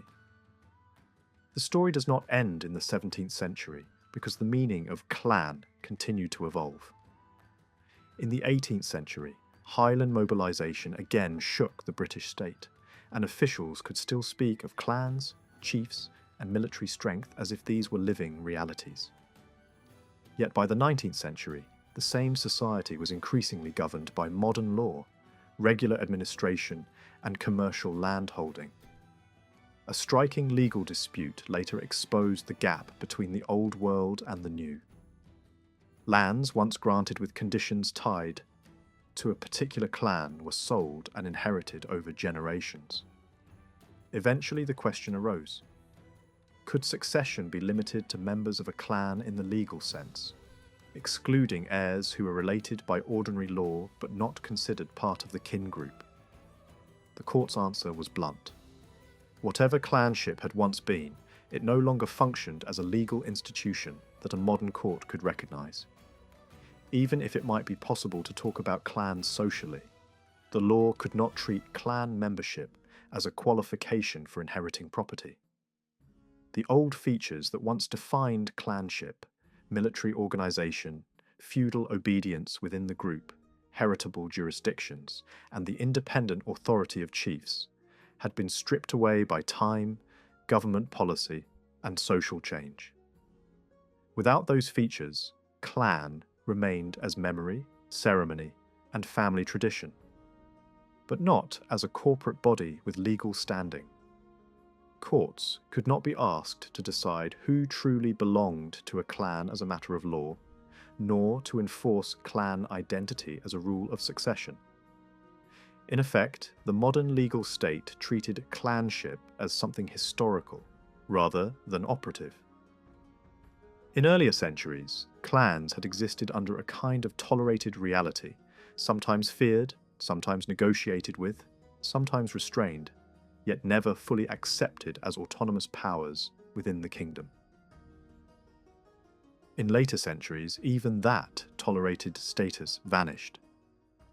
The Highlands became part of a centralised legal order where property moved by deeds, succession rules, and enforceable contracts, not by kin allegiance. Chiefs might still be celebrated, gatherings held, tartans worn, and stories repeated, but those belonged to culture, not to enforceable law. By the early 17th century, Highland society had entered a period of deep and irreversible change. The laws introduced toward the end of the previous century had already weakened the political position of the clans as collective bodies. What followed went further. It began to reshape the everyday relationship between people and the land itself. This transformation did not come from a single decision or reform. It emerged from a combination of legal pressure, economic change, and the growing reach of central authority. Together, these forces slowly dismantled the older land system that had sustained Highland life for centuries. The expanding authority of the state now recognised only one form of land ownership as legitimate. Anyone who held land under a formal title was treated as its absolute owner. Anyone who occupied land without a clearly documented right derived from that owner was reduced in legal terms to a temporary tenant with no permanent claim. Older customs rooted in kinship and tradition were ignored if they conflicted with these principles. The law did not acknowledge ancestral usage, communal rights, or inherited obligations unless they could be translated into formal property rights. This shift alone altered the balance of power within every clan territory. The first relationship to be attacked was the bond between the chief and the ordinary people of the clan. For generations, chiefs had claimed certain customary payments at the death of a clan member, usually taking the best animal from the household as a form of tribute. This practice had once been defended as compensation for protection in times of danger. Now, it was redefined as abuse. New legislation outlawed the practice entirely, declaring that no one had the right to seize property under such claims. At the same time, other laws aimed to restrict traditional land use, especially seasonal grazing and hunting, which were now blamed for damaging woodland and wildlife reserves. What had once been part of the normal rhythm of rural life was recast as disorder and waste.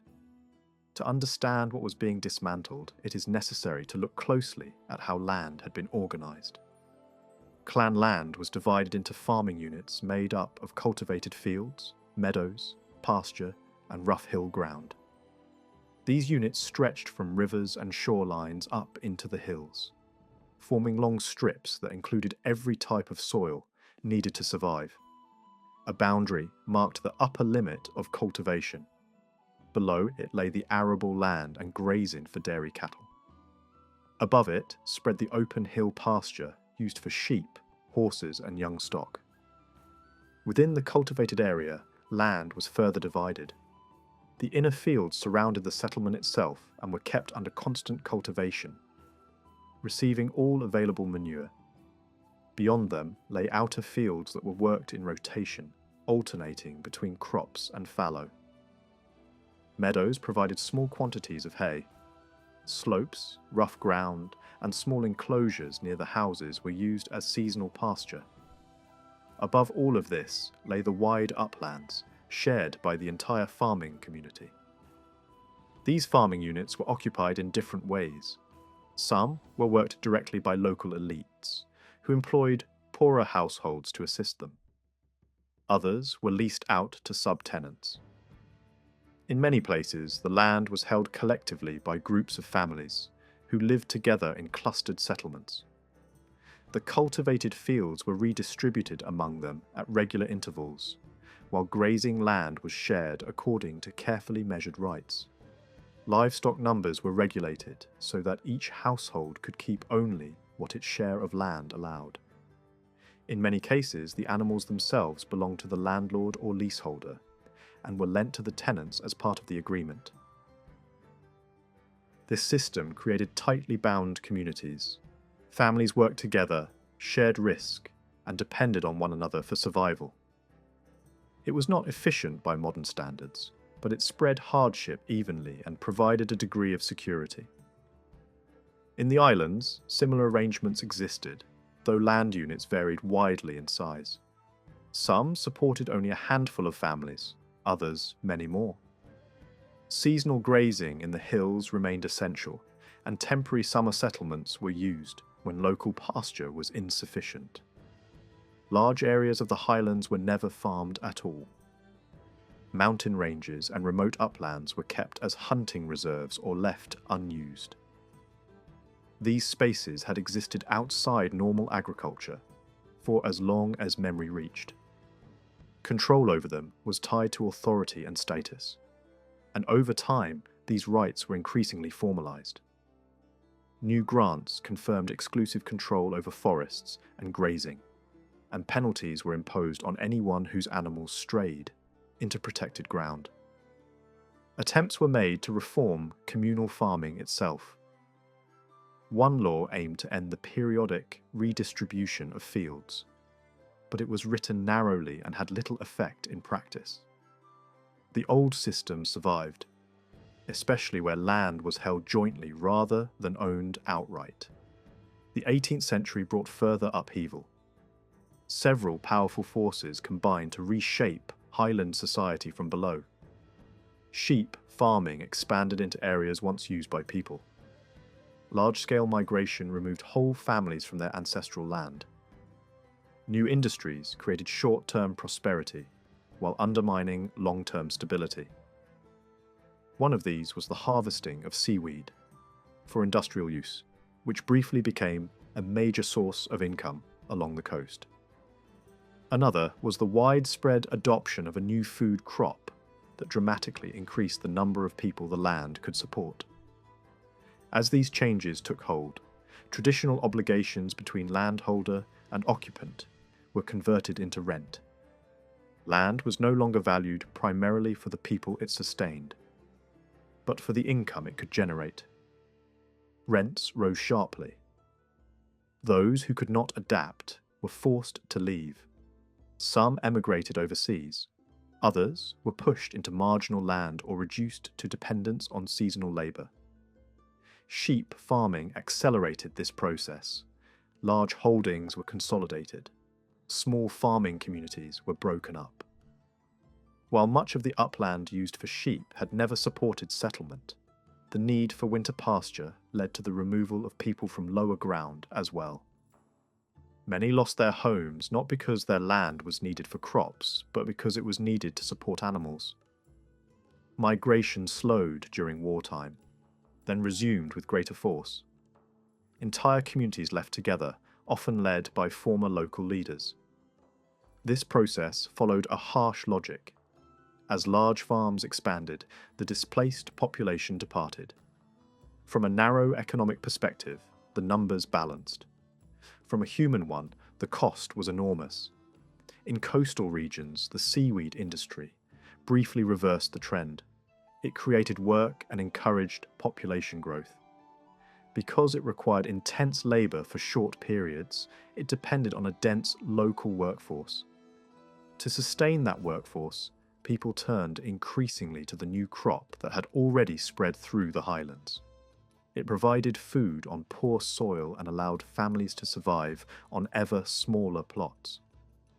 The result was rapid population growth, without corresponding increases in grain production. In many places, the land produced no more traditional food than it had decades earlier, The difference was filled almost entirely by the new crop. When it failed, there was no buffer. To manage rising numbers, communal farms were divided into small individual plots. This made cultivation more efficient, but it removed the safeguards that had once limited subdivision. Without secure leases or guidance, plots were repeatedly split among heirs. Seasonal industries masked the problem for a time. When they collapsed, the underlying weakness was exposed. A new class emerged: landless labourers, dependent on small plots and casual work. Fishing villages were created to absorb displaced families, but many failed to provide lasting livelihoods. Instead, they became overcrowded settlements with few resources. Further removals only increased pressure on these communities. When industrial demand vanished and crops failed, the system collapsed. Large numbers of people were left without food or work. The crisis revealed how dependent Highland society had become on fragile supports. What had once been a balanced, if harsh system now produced widespread destitution. Even then, remnants of the older way survived in the most remote regions. In the Outer Hebrides, communal landholding and shared grazing continued into modern times. There, farming communities still divided land by lot, rotated fields, shared pasture, regulated livestock, supported the poor collectively, and governed themselves through custom rather than formal law. Seasonal movement to upland pasture remained a central event, marked by ritual, cooperation, and deep emotional attachment. These communities operated according to inherited rules, refined by experience. Land was measured carefully. Stock was balanced precisely. Disputes were settled internally. Assistance was given to those in need. Labour was shared. Decision-making rested with the group. Leadership existed, but authority was limited and accountable. Life in these settlements followed a rhythm shaped by land, animals, and season. Work was collective. Responsibility was shared. Customs reinforced solidarity. Even religious practice was woven into agricultural life, marking movement, labour, and survival. This world did not disappear because it was inefficient. It disappeared because it did not fit the new legal and economic order. As modern agriculture expanded and centralised, authority grew stronger. Communal systems were pushed aside. What survived did so on the margins, protected by isolation rather than recognition. By the time these communities were studied in detail, they were already vanishing. Yet their existence shows that Highland society did not collapse suddenly or uniformly. Older structures endured long after political power had shifted. They adapted, resisted, and persisted where they could. What eventually ended them was not a single disaster, but the steady replacement of kin-based land use, with a system that recognised only documents, rents, and markets. What remains is the record of a way of life that balanced land and people through shared obligation, rather than individual ownership. It was neither idyllic nor simple, but it sustained generations under conditions where survival itself was uncertain. Its disappearance marked not just an economic transformation, but the final breaking of a social world built on collective memory, mutual dependence, and lived tradition.